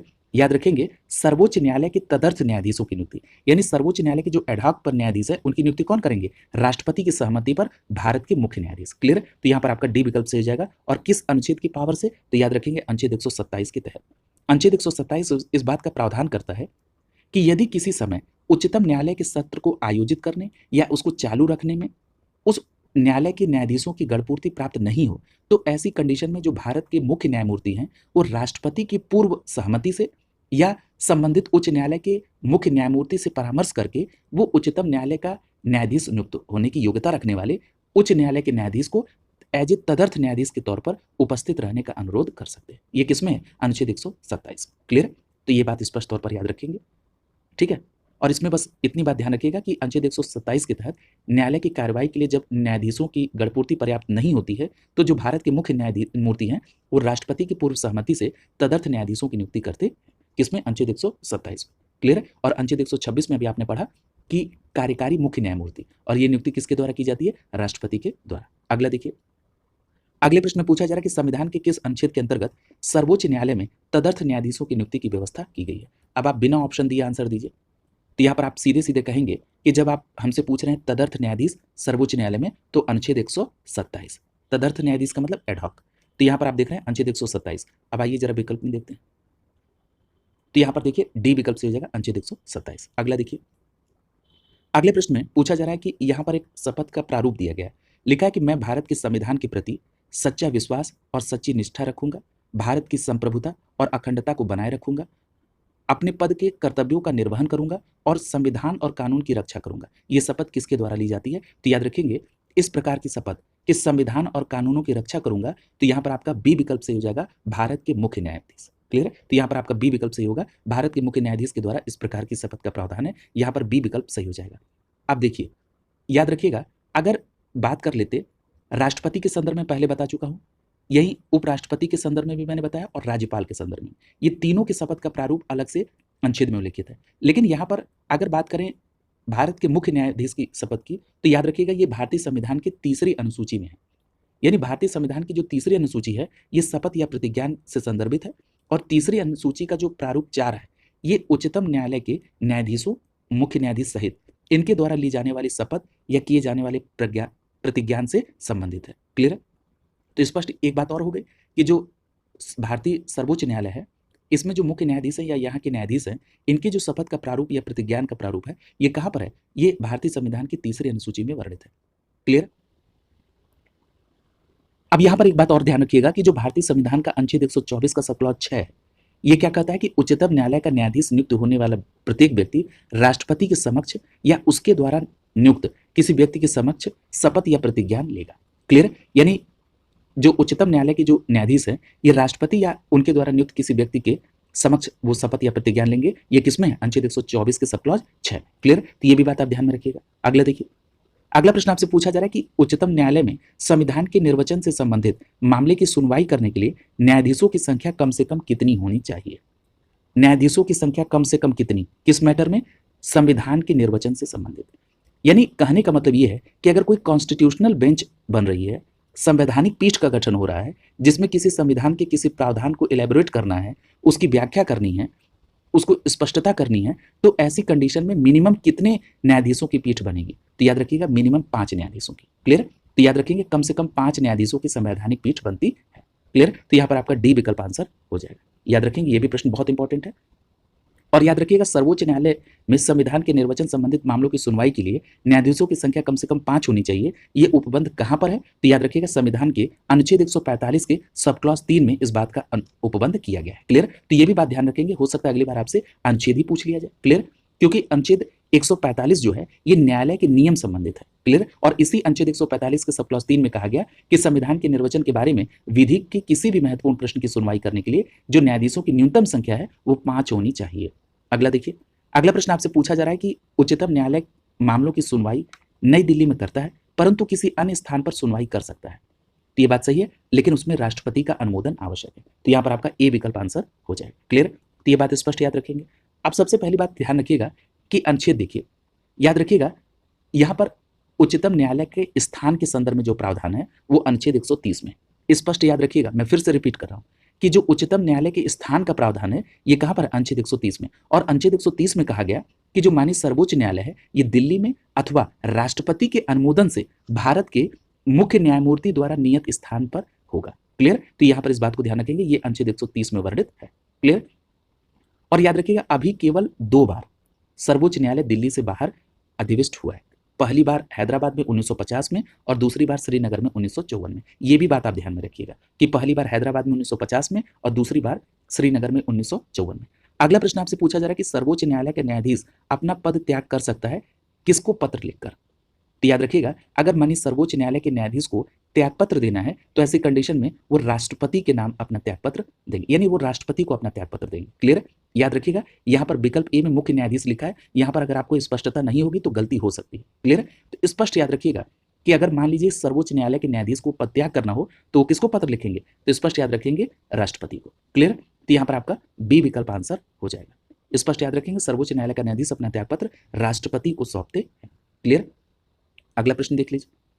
अगले प्रश्न में आपसे पूछा जा रहा है कि उच्चतम न्यायालय के न्यायाधीशों के वेतन निर्धारण किए जाते हैं, यानी इनका वेतन किसके द्वारा निर्धारित किया जाता है? तो देखिए वेतन निर्धारण की जो पावर है ये पावर है संसद को। क्लियर? तो ये भी बात आपको ध्यान में रखना है कि वेतन का जो पावर है वो किसके पास है? संसद के पास। तो सी विकल्प आपका आंसर हो जाएगा। क्लियर?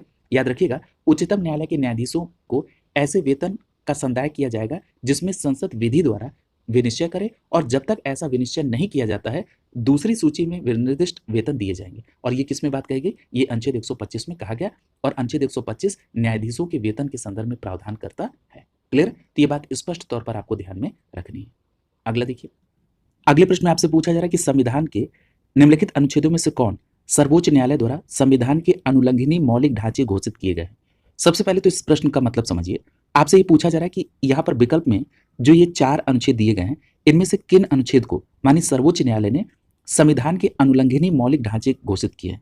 तो याद रखिएगा, अनुच्छेद 32, अनुच्छेद 226 और अनुच्छेद 227, इन तीनों को मानी सर्वोच्च न्यायालय ने केशवानंद भारती बनाम के मैटर में इसे अनुलंघनीय मौलिक ढांचे के रूप में घोषित किया है। क्लियर? तो यहाँ पर आपका पहला, दूसरा और तीसरा होगा, तो इस आधार पर ए विकल्प आपका आंसर हो जाएगा। क्लियर? तो ये बात स्पष्ट तौर पर आपको ध्यान में रखना है। अगर हम तीनों अनुच्छेद में प्रावधान की बात कर लें तो अनुच्छेद 32 की बात करें तो ये संवैधानिक उपचारों का अधिकार है, जिसको अंबेडकर साहब ने संविधान की आत्मा भी कहा। और आपको पता है कि मौलिक अधिकारों को सर्वोच्च न्यायालय के द्वारा लागू कराने की जो शक्ति है वो यही अनुच्छेद 32 प्रोवाइड करता है। अनुच्छेद 226 की बात करें तो अभी हमने चर्चा आपसे की थी कि जो मौलिक अधिकार है या कुछ अन्य मामलों में भी जो उच्च न्यायालय की रीट जारी करने की शक्ति है वो अनुच्छेद 226 में वर्णित है। अनुच्छेद 227 ये सभी न्यायालयों के अधीक्षण की उच्च न्यायालय की शक्ति इसमें निहित है। क्लियर? और इन तीनों को केशवानंद भारती बनाम केरलवाद में अनुलंघनीय मौलिक ढांचे के रूप में घोषित किया माननीय सर्वोच्च न्यायालय। क्लियर? जो चौथा अनुच्छेद दिया गया था अनुच्छेद 245, ये संसद द्वारा और राज्य के विधानमंडलों द्वारा बनाई गई विधियों के विस्तार से संबंधित है। क्लियर? तो ये भी बात आप ध्यान में रखेंगे। अगला प्रश्न देखिए, अगला प्रश्न पूछा जा रहा है कि केंद्र तथा राज्यों के बीच विवाद का समाधान करना भारतीय सर्वोच्च न्यायालय के किस क्षेत्राधिकार के अंतर्गत आता है? तो देखिए, याद रखिएगा, यहाँ पर यह प्रश्न बहुत महत्वपूर्ण है कि याद रखिएगा ये प्रारंभिक क्षेत्राधिकार के अंतर्गत आता है। तो यहाँ पर आपका डी विकल्प आंसर हो जाएगा। क्लियर है? याद रखिएगा, प्रारंभिक क्षेत्राधिकार लिखा रहे या मूल अधिकारिता लिखा रहे। क्लियर है? तो यहाँ पर आप इसको आरंभिक क्षेत्राधिकार। क्लियर? तो ये तीनों में से कोई भी लिखा हो तो आप उसे आंसर करेंगे। यहाँ पर डी विकल्प आपका आंसर हो जाएगा। याद रखिएगा, परिसंघ का संविधान विभिन्न सरकारों के बीच न्यायकर्ता के रूप में एक न्यायालय की व्यवस्था करता है, और भारतीय संविधान का जो अनुच्छेद 131 है इसके द्वारा यह भूमिका और अधिकारिता सर्वोच्च न्यायालय को सौंपी गई है। निम्नलिखित विवादों में प्रारंभिक अधिकारिता है जो कि किसी अन्य न्यायालय को नहीं है। ठीक है, अब आइए जरा देखते हैं कि जो प्रारंभिक अधिकारिता किसके पास है, सर्वोच्च न्यायालय के पास किस किस मामले में है। तो इसमें देखिए, भारत सरकार और एक या एक से अधिक राज्यों के बीच विवाद के मैटर में, एक और भारत सरकार और किसी राज्य या राज्यों और दूसरी ओर एक या एक से अधिक राज्यों के बीच कोई अगर विवाद हो, या जहां पर दो या दो से अधिक राज्यों के बीच विवाद हो, तो ऐसी स्थिति में ये सर्वोच्च न्यायालय की प्रारंभिक अधिकारिता के अंतर्गत यानी मूल अधिकारिता के अंतर्गत आता है। और इससे संबंधित अनुच्छेद कौन सा है? अनुच्छेद 131। ये अनुच्छेद 131 उच्चतम न्यायालय की आरंभिक अधिकारिता से संबंधित है। क्लियर? ये बात स्पष्ट होगी। अगला प्रश्न देखिए, पूछा जा रहा है कि भारतीय संविधान का कौन सा अनुच्छेद संवैधानिक विवाद में सर्वोच्च न्यायालय के अपीली क्षेत्राधिकार से संबंधित है? तो देखिए, जब अपीली क्षेत्राधिकार की बात होगी तो यहां पर आपको दो अनुच्छेद ध्यान में रखना है। एक अनुच्छेद 132 और इसी अनुच्छेद 132 को आप अनुच्छेद 134 क के साथ मिलकर पढ़ेंगे, तब ये सर्वोच्च न्यायालय की अपीली क्षेत्राधिकार से संबंधित होगा। क्लियर? तो यहां पर याद रखेंगे अनुच्छेद 132 और अनुच्छेद 134 का क। आइए जरा विकल्प में देखते हैं। देखिए, यहां पर सी विकल्प आपका आंसर हो जाएगा। देखिए, लिखा है सी विकल्प में कि अनुच्छेद 134 ए का मतलब अनुच्छेद 134 क, इसको मिलाकर अनुच्छेद 132 के साथ पढ़ना। क्लियर? अब देखिए, इस बात को मैं और थोड़ा सा सिंप्लीफाई कर रहा हूं। सबसे पहले आप अनुच्छेद 132 देखिए, फिर अनुच्छेद 134 का देखिए कि इसमें क्या कहा गया। देखिए, जो अनुच्छेद 132 है ये कहता है कि उच्च न्यायालय से अपीलों में उच्चतम न्यायालय की अपीली अधिकारिता। इसका मतलब यह है कि उच्च न्यायालय के निर्णय की अपील उच्चतम न्यायालय में हो सकेगी यदि उच्च न्यायालय यह प्रमाणित करके देता है कि इस मामले में विधि का कोई सर्वान प्रश्न निहित है। क्लियर? यानी कहने का मतलब यह है कि अनुच्छेद 132 के सब क्लॉज 1 में कहा गया कि भारत के राज्य क्षेत्र में किसी सिविल, दांडिक या अन्य कार्रवाई में दिए गए किसी निर्णय, डिग्री या अंतिम आदेश की अपील उच्चतम न्यायालय में हो सकेगी। क्लियर?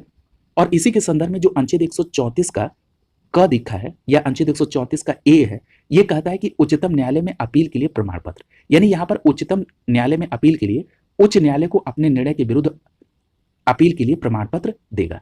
यानी वो स्वप्रेरणा से यदि ऐसा करना उचित समझता है या इसमें निर्णय या आदेश पारित किए जाने के पश्चात पक्षकार द्वारा या उसकी ओर से मौखिक आवेदन पर। क्लियर? यानी कहने का मतलब है कि अनुच्छेद 134 क में उच्चतम न्यायालय में अपील के लिए प्रमाण पत्र, और ये उच्च न्यायालय अपने निर्णय के विरुद्ध अपील के लिए प्रमाण पत्र देगा।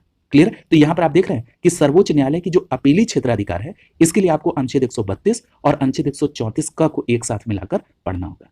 स्पष्ट हो गया? अगला देखिए, अगले प्रश्न में आपसे पूछा जा रहा है कि भारत के सर्वोच्च न्यायालय की शक्ति के विषय में निम्नलिखित में से कौन सा कथन सही नहीं है। सर्वोच्च न्यायालय की शक्ति के विषय में कथन की सत्यता देखनी है। इसमें पहला कथन कह रहा है कि इसके पास, यानी इसके पास का मतलब सर्वोच्च न्यायालय के पास जनता के मूल अधिकारों की रक्षा के लिए आदेश जारी करने की अनन्य शक्ति है। मैंने आपको अनन्य शक्ति का मतलब कई बार बताया। अनन्य शक्ति जब आप कह देते हैं, इसका मतलब यह है कि टोटल पावर केवल इन्हीं के पास है, यानी मूल अधिकारों की रक्षा करने के लिए केवल अधिकार यानी स्पेशल पावर केवल किसके पास है? सर्वोच्च न्यायालय के पास। ये स्टेटमेंट गलत है, यानी यही आपका आंसर हो जाएगा। क्लियर? यही आपका आंसर होगा, क्योंकि ये स्टेटमेंट सही नहीं है।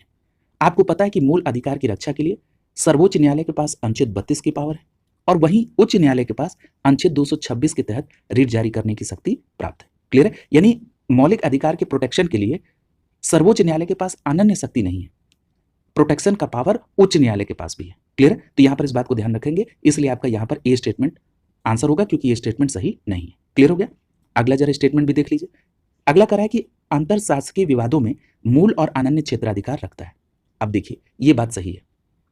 देखिए, अभी आपने देखा था कि उच्चतम न्यायालय की आरंभिक अधिकारिता, या मैंने आपसे कहा था कि उच्चतम न्यायालय की मूल अधिकारिता, या मैंने आपसे कहा था कि उच्चतम न्यायालय की प्रारंभिक अधिकारिता। क्लियर है? तो ये इसमें किसमें अनुच्छेद में था? अनुच्छेद 131 के तहत था। क्लियर? तो ये किसमें? सर्वोच्च न्यायालय के पास है। अगले स्टेटमेंट में कह रहा है कि यह भारत के राष्ट्रपति द्वारा कानून के प्रश्न या किसी तथ्य को निर्दिष्ट किए जाने पर सलाहकारी अधिकारिता रखता है। देखिए, इसको भी मैंने आपको बताया है। सलाहकारी अधिकारिता किसमें? अनुच्छेद 143। आपको पता है कि उच्चतम न्यायालय से परामर्श करने की राष्ट्रपति की शक्ति। ठीक है? अगला कह रहा है कि इसके पास अपने निर्णय या आदेश के पुनर्विचार की शक्ति है। इसके पास का मतलब क्या है? सर्वोच्च न्यायालय की बात करें तो ये भी बात सही है। अभी आपने पढ़ा अनुच्छेद 137 में, अनुच्छेद 137 के तहत निर्णय या आदेश का उच्चतम न्यायालय द्वारा पुनरावलोकन किया जा सकेगा। क्लियर? तो आपने ये देखा कि ये तीनों बी सी डी ये स्टेटमेंट किस अनुच्छेद के तहत सही हो रहा है। क्लियर? तो ये स्पष्ट हो गया, यहाँ पर ए विकल्प आपका आंसर हो जाएगा। देखिए, यहाँ पर लिखा भी है कि अनुच्छेद 32 के तहत माननीय सर्वोच्च न्यायालय को मूल अधिकारों की रक्षा की शक्ति मिली है। अनुच्छेद 32 का मतलब संवैधानिक उपचारों का अधिकार, जिसको अंबेडकर साहब ने संविधान की मूल आत्मा भी कहा। और वहीं अनुच्छेद 226 के तहत उच्च न्यायालय को मूल अधिकार के साथ साथ अन्य अधिकारों में भी रिट जारी करने की शक्ति प्राप्त है। क्लियर? अगला देखिए, अगला प्रश्न आपसे पूछा जा रहा है कि भारत के सर्वोच्च न्यायालय का परामर्शदात्री अधिकार से प्रयुक्त होता है वह।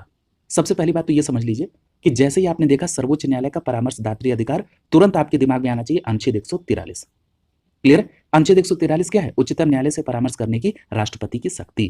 क्लियर? तो यहां पर स्पष्ट हो गया। अब पहला क्या कह रहा है कि अब देखिए किस मामले में उसको परामर्श देना है।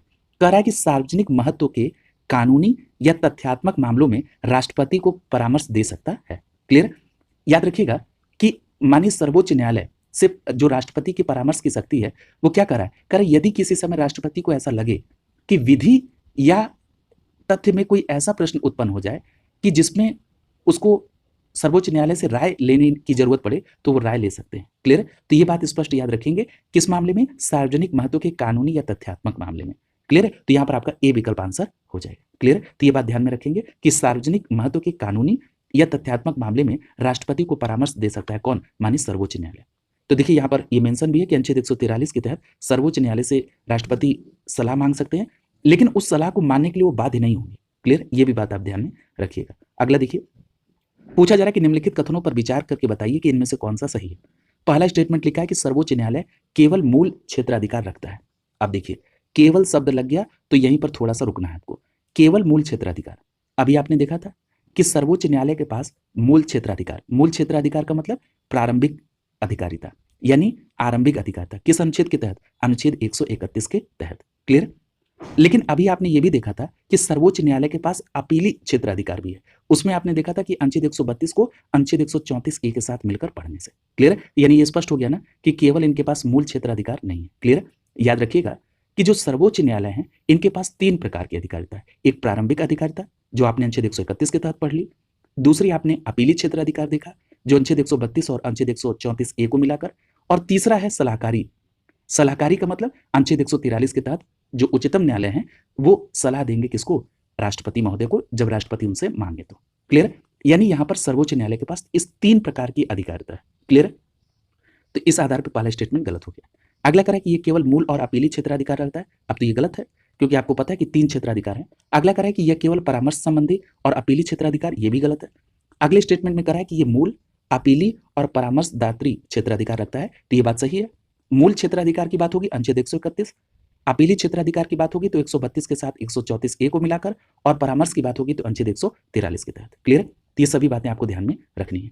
ये स्पष्ट है यहाँ पर अनुच्छेद 131 के तहत आरंभिक अधिकारिता, अनुच्छेद 132 और अनुच्छेद 134 ए को मिलाकर आप पढ़ेंगे तो ये सर्वोच्च न्यायालय की अपीली क्षेत्राधिकार होगा, और परामर्श की बात करें तो अनुच्छेद 143 के तहत। क्लियर? तो ये सभी बातें आपको ध्यान में रखनी होगी कि सर्वोच्च न्यायालय के पास ये 3 है, प्रारंभिक, अपीली और सलाहकारी अधिकारिता। क्लियर? अगला प्रश्न देख लीजिए। अगला प्रश्न आपसे पूछा जा रहा है कि भारत के सर्वोच्च न्यायालय ने संविधान के आधारभूत ढांचे के सिद्धांत को किस वाद में स्पष्ट किया?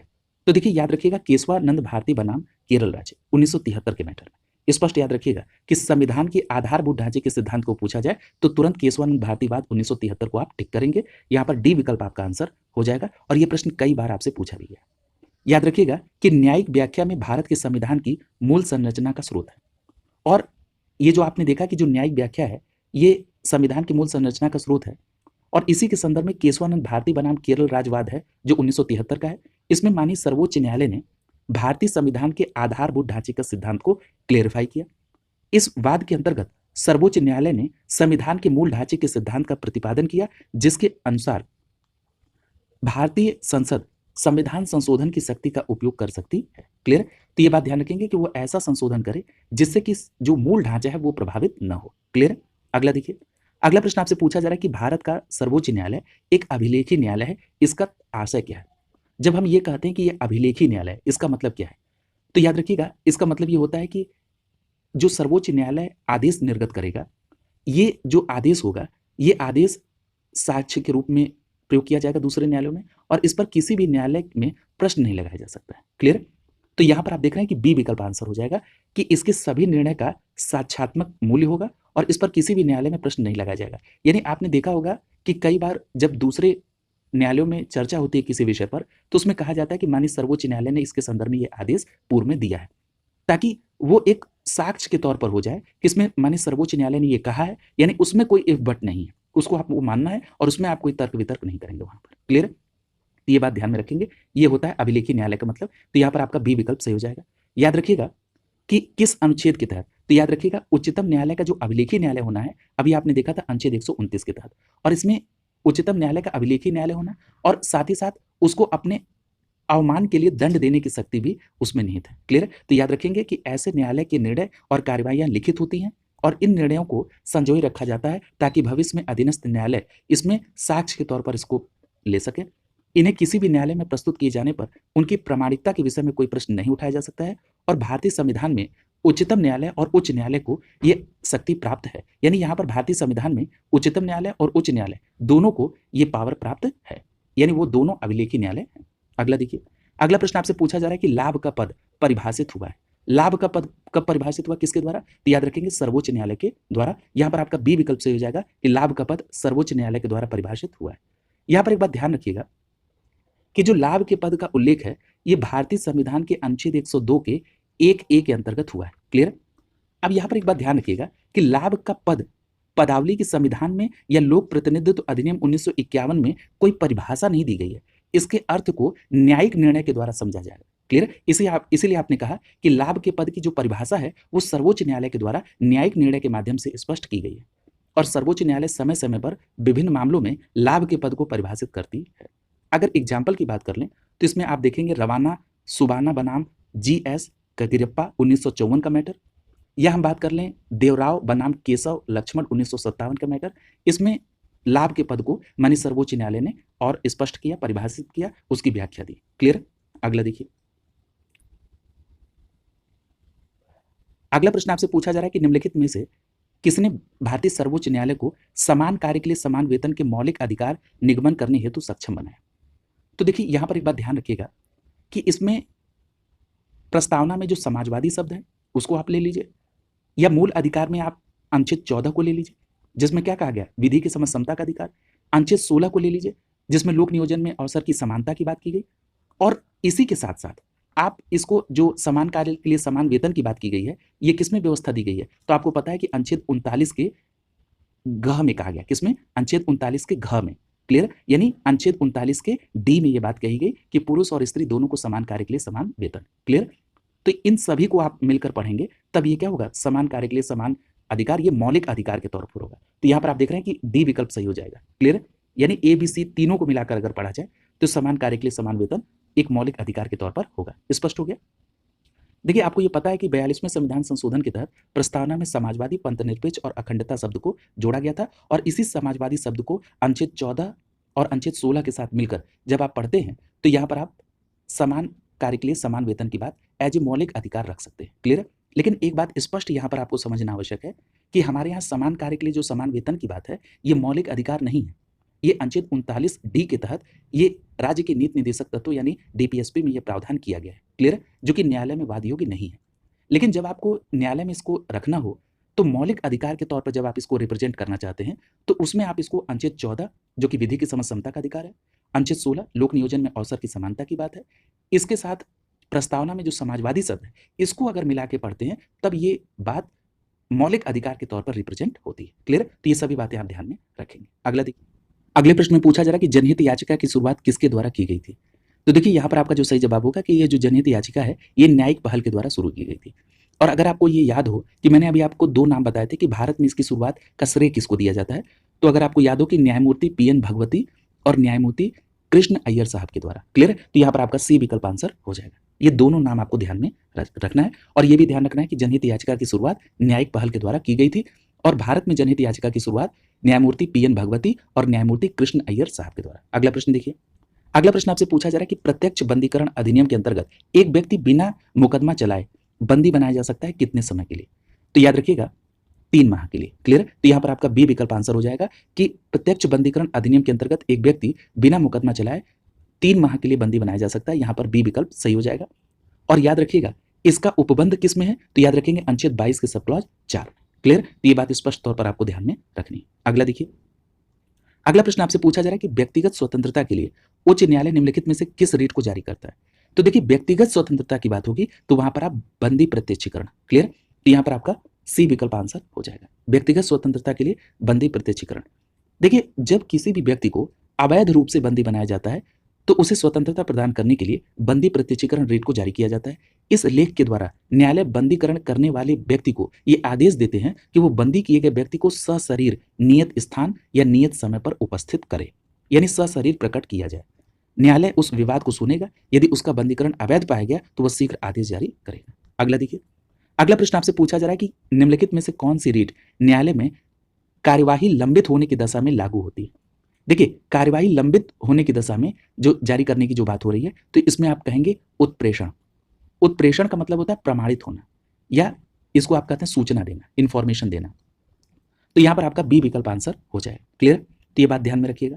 देखिए, याद रखिएगा इसे उच्चतम न्यायालय या उच्च न्यायालय द्वारा अधीनस्थ न्यायालयों में कार्यवाही लंबित होने की दशा में लागू किया जाता है। क्लियर? ये बात आपको स्पष्ट तौर पर याद रखना है। और उत्प्रेषण का शाब्दिक अर्थ होता है प्रमाणित होना या सूचना देना। क्लियर? ये बात आपको ध्यान में रखनी होगी कि जो उत्प्रेषण रीट है ये कार्यवाही लंबित होने की दशा में लागू की जाती है। अगला प्रश्न देखिए, अगला जो प्रश्न आपसे पूछा जा रहा है कि एक ऐसी याचिका जो न्यायपालिका द्वारा जारी की जाती है तथा जिसमें कार्यपालिका से कहा जाता है कि वह कार्य करे जो उसे प्रदत्त शक्तियों के अंतर्गत करना चाहिए। यानी जब न्यायपालिका ये कहती है कार्यपालिका से कि जो आपको पावर है उसी के अंतर्गत आपको करना है तो इसको कहा जाता है मैंडमस या हिंदी में इसको बोलते हैं परमादेश। क्लियर है? तो यहाँ पर आपका बी विकल्प सही हो जाएगा। कई बार ऐसा देखा गया है कि उसका जो इंग्लिश फॉर्म है उसको देवनागरी लिपि में लिख दिया जाता है। क्लियर है? तो इन 5 रीटों के आप इंग्लिश फॉर्म को भी ध्यान में रखेंगे। क्लियर है? तो यहाँ पर आपका बी विकल्प आंसर हो जाएगा। देखिए, अगर मैं परमादेश की बात करूँ यानी मैंडमस की, तो ये जो परमादेश है ये किसी सार्वजनिक अथवा किसी अर्ध सार्वजनिक संस्था के लिए जारी किया जाता है। ये आदेश केवल सार्वजनिक पद पर काम करने वाले अधिकारियों के विरुद्ध ही नहीं बल्कि न्यायिक अधिकारियों के विरुद्ध भी उनके दायित्व में निर्वहन हेतु जारी किया जाता है। क्लियर? अगला देखिए, अगला प्रश्न आपसे पूछा जा रहा है कि निम्नलिखित में से किस रीट के अधीन किसी व्यक्ति को ऐसे काम को करने से रोका जाता है जिसके लिए वो विधि के अनुसार सक्षम नहीं है? तो ये कौन सा रीट है? तो याद रखिएगा इस रीट को कहा जाता है अधिकार परीक्षा। इस रीट को क्या बोलते हैं? अधिकार परीक्षा। क्लियर है? तो याद रखेंगे, यानी अधिकार परीक्षा रीट का मतलब क्या हो गया कि आप किस अधिकार से इस काम को कर रहे हैं। क्लियर है? तो यहां पर आपका बी विकल्प आंसर हो जाएगा। क्लियर है? तो इस बात को भी आप ध्यान रखिएगा। देखिए, ये जो अधिकार परीक्षा रीट है, ये रीट न्यायालय के द्वारा किसी व्यक्ति से जो किसी सार्वजनिक पद विशेष पर कार्य कर रहा है, उससे पूछा जाता है कि वो किस अधिकार से, इस बात को ध्यान रखिएगा, वो किस अधिकार से उस सार्वजनिक पद पर कार्य कर रहा है। यदि उसके उस सार्वजनिक पद पर कार्य करने का औचित्य सिद्ध न हो सके, तो उस पद पर कार्य करने से रोका जा सकता है। इसमें यह आवश्यक है कि वह पद सार्वजनिक हो तथा विधि या संविधान द्वारा मान्य हो। इसके अतिरिक्त वह पद या वास्तविक रूप से मौलिक हो, न कि प्रसाद पर्यंत। क्लियर है? तो ये बात स्पष्ट तौर पर आप ध्यान में रखेंगे कि जो अधिकार परीक्षा रीट है, वो ये पूछा जाता है आप किस अधिकार से, इसका मतलब ये होता है, मतलब किस अधिकार से आप काम कर रहे हैं, और अगर आपके पास वो पावर नहीं है तो आपको उस काम करने से रोका जाएगा। अगला देखिए, अगला प्रश्न आपसे पूछा जा रहा है कि किस रीट या रीटों में नैसर्गिक न्याय की ओर ध्यान नहीं किया जाता है। नैसर्गिक न्याय की ओर ध्यान नहीं, याद रखिएगा परमादेश रीट में। स्पष्ट याद रखिएगा, जो परमादेश रीट है, जिसको आप मैंडमस रीट कहते हैं, इसमें नैसर्गिक न्याय की ओर ध्यान नहीं दिया जाता है। तो यहां पर आपका सी विकल्प आंसर हो जाएगा। याद रखिएगा, परमादेश अभी आपने जाना भी था कि उस समय जारी किया जाता है जब कोई पदाधिकारी अपने कर्तव्यों का निर्वहन नहीं कर रहा है। क्लियर? अगला देखिए, अगला प्रश्न आपसे पूछा जा रहा है कि किसी मामले में कानूनी कार्रवाई रोकने के लिए उच्च न्यायालय द्वारा निम्न न्यायालयों को निम्नलिखित में से कौन सा लेख जारी किया जाता है। किसी मामले में कानूनी कार्रवाई रोकने के लिए, यानी यहां पर क्या बात कर रहा है? प्रोहिबिशन, यानी प्रतिषेध की बात कर रहा है, यानी यहां पर बी विकल्प सही हो जाएगा। तो उसमें प्रतिषेध रीट जारी की जाती है। स्पष्ट याद रखिएगा कि किसी मामले में कानूनी कार्रवाई रोकने के लिए, रोकने शब्द को बात ध्यान में रखिए, तो उसके लिए उच्च न्यायालय के द्वारा प्रतिषेध रीट जारी की जाती है। इसको इंग्लिश में कहते हैं प्रोहिबिशन, यानी प्रोहिबिट करना। क्लियर? अगला देखिए, अगले प्रश्न में पूछा जा रहा है कि किस कानून के अंतर्गत ये विहित है कि भारत के उच्चतम न्यायालय की संपूर्ण कार्रवाई अंग्रेजी भाषा में होगी। ये प्रश्न बहुत इंपॉर्टेंट और कई बार पूछा गया। यहाँ पर याद रखिएगा, भारतीय संविधान में जो अनुच्छेद 348 है, उसमें इस बात की व्यवस्था की गई है। तो यहाँ पर आपका डी विकल्प आंसर हो जाएगा। क्लियर? ये बात स्पष्ट तौर पर आपको ध्यान में रखना है। किसके अंतर्गत? अनुच्छेद 348 के अंतर्गत। सबसे पहली बात तो ये समझ लीजिए कि किस भाग के अंतर्गत है। तो आपको पता है कि भाग 17 में राजभाषा है। क्लियर है? और इसी भाग 17 के अंतर्गत ये अनुच्छेद 348 आता है।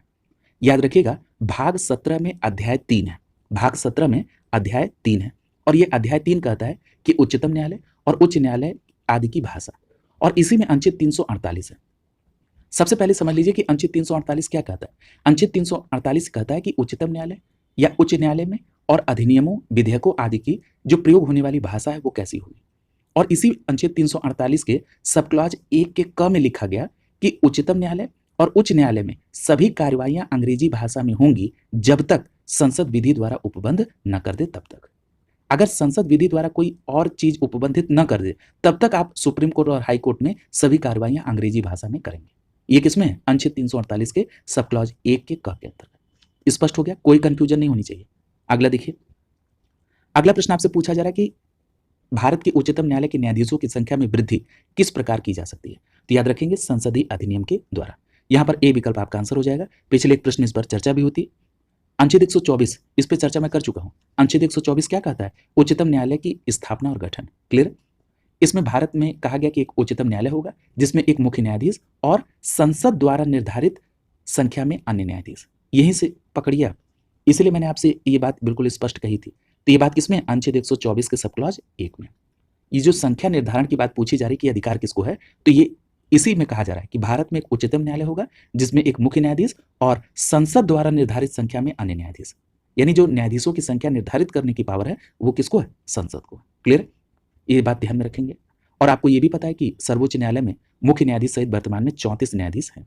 अगला प्रश्न देखिए, पूछा जा रहा है कि संविधान की व्याख्या में से संबंधित सभी विवाद सर्वोच्च न्यायालय के पास लाए जा सकते हैं इसके किसके अंतर्गत? तो याद रखेंगे, प्रारंभिक अधिकारिता के अंतर्गत। क्लियर? तो ये बात स्पष्ट हो गई। अब तो इसमें कोई दिक्कत नहीं है। यहाँ पर ए विकल्प आपका आंसर हो जाएगा, यानी संविधान की व्याख्या के संबंधित सभी विवाद सर्वोच्च न्यायालय में प्रारंभिक क्षेत्र अधिकार के अंतर्गत लाए जा सकते हैं। ए विकल्प यहाँ पर सही हो जाएगा। और जो प्रारंभिक अधिकारिता है ये किसमें है? अनुच्छेद 131 के अंतर्गत। या मूल अधिकारिता का दे, प्रारंभिक अधिकारिता का दे, आरंभिक अधिकारिता का है, ये सभी बातें सेम है। क्लियर? अगला देखिए, अगला प्रश्न आपसे पूछा जा रहा है कथन और कारण से संबंधित। कथन में कहा जा रहा है कि भारत में न्यायिक पुनरीक्षण का क्षेत्र सीमित है। देखिए, ये स्टेटमेंट सही है कि भारत में न्यायिक पुनरीक्षण का क्षेत्र सीमित है। अगले स्टेटमेंट में कह रहा है कि भारतीय संविधान उधार से भरा थैला है, या कहा जाता है उधार का बोरा है। ये भी बात सही है। लेकिन आप देख रहे हैं कि इसमें दोनों जो स्टेटमेंट है ये इंडिविजुअल कैपेसिटी में तो सही है, लेकिन व्याख्या नहीं कर रहा है। क्लियर? तो यहाँ पर आप कहेंगे कि ए और आर दोनों सही है, लेकिन व्याख्या नहीं हो रही है, तो यहाँ पर आप बी विकल्प को आंसर कर देंगे। देखिए ये बात क्यों सही है कि भारत में न्यायपालिका का जो न्यायिक पुनरीक्षण शक्ति है वो तो प्राप्त है। इसके अनुसार न्यायालय को यह अधिकार प्राप्त है कि यदि विधानमंडल द्वारा पारित की गई विधियां या कार्यपालिका द्वारा दिए गए आदेश संविधान के प्रतिकूल हैं तो वो उनको निरस्त घोषित कर सकेगी। क्लियर? इसके अतिरिक्त भारतीय संविधान विभिन्न देशों के स्रोतों से लिया गया है, तो इसलिए यहाँ पर आप कह रहे हैं कि ये उधार का बोरा है। क्लियर? तो याद रखेंगे यहाँ पर आपका बी विकल्प इस तरह से सही हो जाएगा। और ये बात सही है कि जो भारत में न्यायिक पुनरीक्षण का क्षेत्र वो सीमित है। क्लियर? अगला देखिए, अगला प्रश्न आपसे पूछा जा रहा है कि वह एक अनुच्छेद जिसे सर्वोच्च न्यायालय ने इस प्रकार से व्याख्यात कर दिया है कि उसमें समस्त कल्पनीय मानवाधिकार सम्मिलित हो गए, तो वो कौन सा अनुच्छेद है? तो याद रखिएगा वो अनुच्छेद 21 है। अनुच्छेद 21 क्या है? प्राण एवं दैहिक स्वतंत्रता का अधिकार। और इसके तहत माननीय सर्वोच्च न्यायालय ने समस्त कल्पनीय मानवाधिकार को सम्मिलित किया। अब कल्पनीय मानवाधिकार का मतलब एग्जाम्पल के तौर पर अगर आपको लेना हो तो जैसे निजता का अधिकार, ये किसमें? अनुच्छेद 21 के तहत। क्लियर? तो इस तरह के जो भी कल्पनीय मानवाधिकार है वो किसके अंतर्गत है? अनुच्छेद 21 के अंतर्गत। देखिए किस तरह से प्रश्न को बहुत घुमा कर पूछा गया। क्लियर? बहुत पूछा जाने वाला प्रश्न, बस पूछने का तरीका बदल के पूछा गया। ये भी रिपीटेड प्रश्न है लेकिन बस पूछने का तरीका बदला है। क्लियर? तो यहाँ पर सी विकल्प आपका आंसर हो जाए। इसीलिए ज्यादा से ज्यादा प्रश्नों का अभ्यास आवश्यक है, और जब भी आप अभ्यास करें तो उसको प्रयास करें कि 360 डिग्री में उसको देखा जाए। देखिए इसके एक्सप्लेनेशन में लिखा भी है कि भारतीय संविधान का जो अनुच्छेद 21 है ये प्राण एवं दैहिक स्वतंत्रता से संबंधित है, और इसी के तहत माननीय सर्वोच्च न्यायालय कल्पनीय मानवाधिकार को सम्मिलित करता है। और एग्जाम्पल के तौर पर समझना हो तो जैसे निजता का अधिकार इसमें आप देख सकते हैं। अगला जो प्रश्न है ये कथन और कारण से संबंधित प्रश्न है। कथन में कहा जा रहा है कि भारतीय नागरिकों के अधिकारों को संरक्षित करने में उच्च न्यायालय सर्वोच्च न्यायालय की अपेक्षा बढ़िया स्थिति में। ये प्रश्न बहुत अच्छा है, और इसकी शायद मैंने पूर्व में कभी किसी एक प्रश्न के एक्सप्लेनेशन में इस बात को स्पष्ट भी किया था।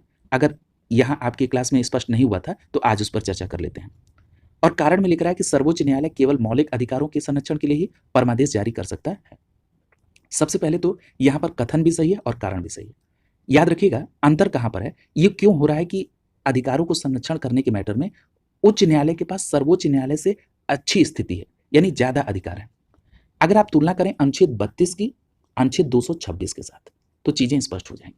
अनुच्छेद 32 में कहा गया कि माननीय सर्वोच्च न्यायालय को मौलिक अधिकार के संरक्षण के लिए 5 प्रकार की रिट जारी करने की शक्ति होगी। लेकिन वहीं अनुच्छेद 226 में कहा गया कि माननीय उच्च न्यायालय मौलिक अधिकार के अतिरिक्त अन्य मामलों में भी रिट जारी कर सकता है। क्लियर?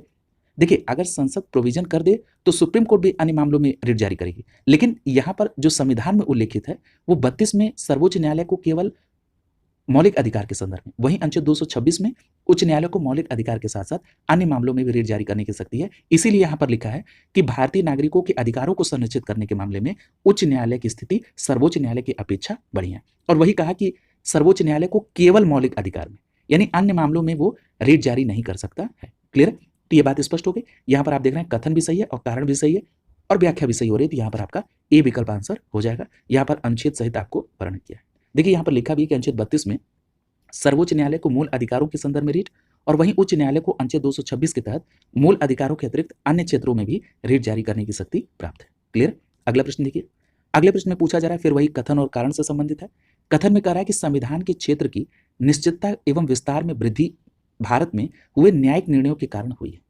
तो ये स्टेटमेंट बिल्कुल सही है। आपको पता है कि जब कभी भी कोई अनिश्चितता की स्थिति रहती है संविधान को लेकर, या उसमें कोई एक्सप्लेन करने की आवश्यकता होती है, उसको इलेबरेट करने की आवश्यकता होती है, या उसकी मीनिंग को समझने की आवश्यकता होती है, तो माननीय सर्वोच्च न्यायालय उसकी व्याख्या करते हैं। तो यानी वो न्यायिक निर्णय के द्वारा ही उसमें एक निश्चितता और विस्तार आप देखने को पाते हैं। क्लियर? तो यानी ये न्याय निर्णय के कारण है, ये तो कथन सही है। कारण में लिख रहा है कि भारत में न्यायिक निर्णयों ने संवैधानिक प्रावधानों की परिभाषा और व्याख्या की है, तो ये बात सही है। यानी यहाँ पर आप देख रहे हैं कि कथन भी सही है और कारण भी सही है और व्याख्या भी सही हो रही है, तो यहाँ पर आपका ए विकल्प आंसर हो जाएगा। क्लियर है? तो ये बात स्पष्ट हो गई।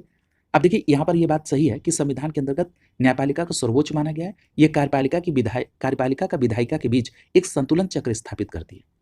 और देखिए जो बात की जा रही थी निश्चितता की और विस्तार की, तो जो संविधान के क्षेत्र में निश्चितता और विस्तार की बात हो रही है वो न्यायिक निर्णय के कारण है। जैसे एग्जाम्पल के तौर पर यहाँ दिया गया है केशवानंद भारती बनाम केरल केस, ये 1973 का, जिसमें भारतीय संविधान के मूल ढांचे को बनाए रखने के लिए एक मील का पत्थर साबित हुआ। यानी यहाँ पर मूल ढांचे का सिद्धांत जो है इसी बात में निर्धारित किया गया था। क्लियर? और आज पीआईएल के माध्यम से न्यायिक सक्रियता का विस्तार होता जा रहा है। यहाँ पर ये बात स्पष्ट हो गई कि न्यायिक निर्णय के आधार पर ही प्रावधानों की परिभाषा या विस्तार का आधार बनता है।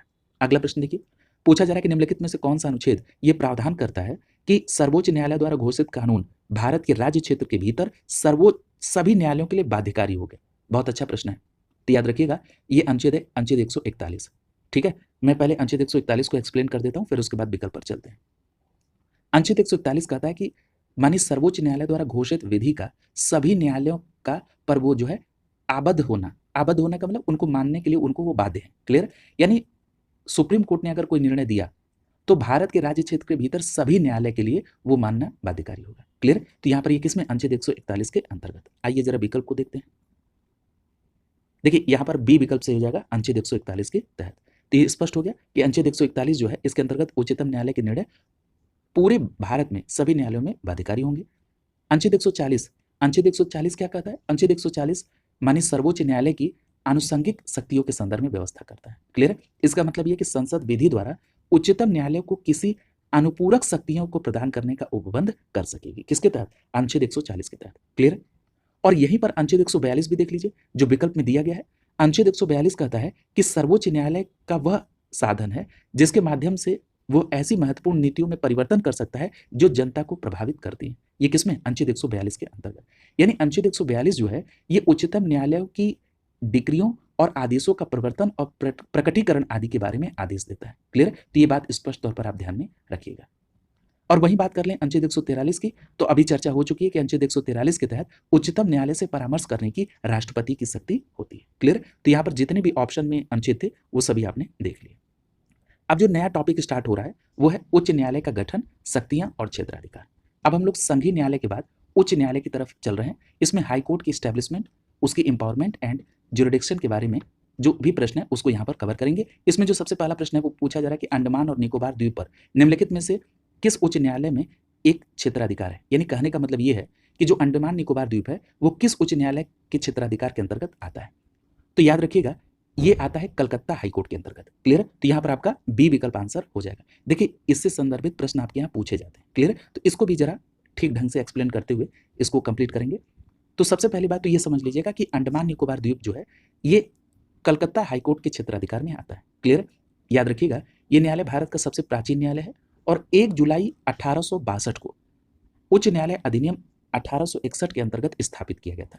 क्लियर हो गया, यानी जो कलकत्ता हाईकोर्ट है ये 1 जुलाई 1862 को उच्च न्यायालय अधिनियम 1861 के अंतर्गत स्थापित किया गया और कलकत्ता उच्च न्यायालय भवन श्री वाल्टर ग्रानविले सरकारी वास्तुकार द्वारा डिजाइन किया गया। क्लियर, यानी जो कलकत्ता हाईकोर्ट है ये किसके द्वारा? वाल्टर ग्रानविले के द्वारा डिजाइन किया गया और बेल्जियम में वाई प्रेस में स्टैंड हाउस और क्लॉथ हॉल के मॉडल पर इसको बनाया गया। इस समय इसमें जजों की संख्या 72 है। क्लियर, तो ये बात स्पष्ट हो गई। इसमें दो बातें बस आपको ध्यान में रखना है कि जो कलकत्ता हाईकोर्ट है ये उच्च न्यायालय अधिनियम 1861 के तहत 1 जुलाई 1862 में स्टैब्लिश हुआ और इसका जो वास्तुकार था सरकारी वास्तुकार वाल्टर ग्रानविले, इसके द्वारा इसको डिजाइन किया गया। क्लियर, अब देखिए जो मूल प्रश्न था कि अंडमान निकोबार की जो अधिकारिता है वो कलकत्ता हाईकोर्ट के अंतर्गत है।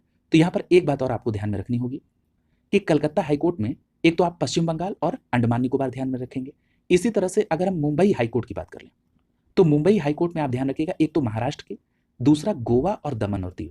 क्लियर है, यानी महाराष्ट्र, गोवा और दमन दीव इसकी जो अधिकारिता है वो न्यायालय की वो किसके पास है? मुंबई हाईकोर्ट के पास। क्लियर, तो ये बात ध्यान में रखेंगे। अब जैसे देखिए यहाँ पर लिखा है कि मद्रास हाईकोर्ट, तो देखिए याद रखिएगा कि जो मद्रास हाईकोर्ट है इसके अंतर्गत तमिलनाडु और पुडुचेरी, याद रखिएगा तमिलनाडु और पुडुचेरी जो है ये किसमें? मद्रास हाईकोर्ट में। इसी तरह से अगर बात कर लें केरल हाईकोर्ट की तो याद रखिएगा केरल हाईकोर्ट में एक तो केरल और दूसरा लक्षद्वीप। लक्षद्वीप किसमें जाएगा? केरल हाईकोर्ट में। क्लियर, तो ये सभी बातें आप ध्यान में रखिएगा क्योंकि यहाँ से प्रश्न पूछे जाते हैं। आगे देखिए अगला प्रश्न पूछा जा रहा है कि पूर्वोत्तर के वो 4 राज्य कौन से हैं जो समान रूप से गुवाहाटी हाईकोर्ट से संबंधित है।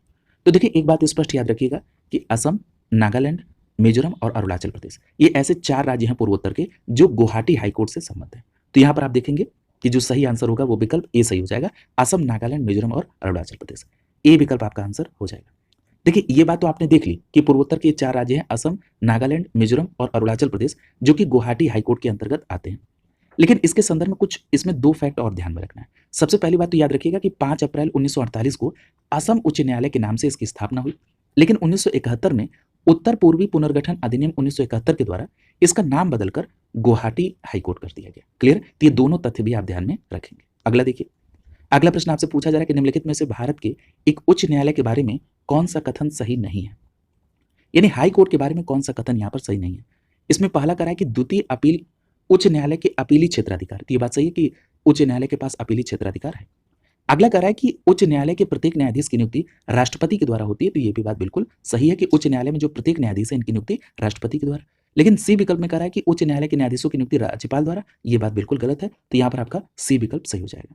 और अगले स्टेटमेंट में कह रहा है कि उच्च न्यायालय लोकहितवाद से संबंधित आवेदन स्वीकार करता है, तो ये भी बात यहाँ पर बिल्कुल सही है। क्लियर? तो यहाँ पर देख रहे हैं कि सी विकल्प में जो बात कही गई वो सही नहीं है, इसलिए यहाँ पर सी विकल्प आपका आंसर होगा।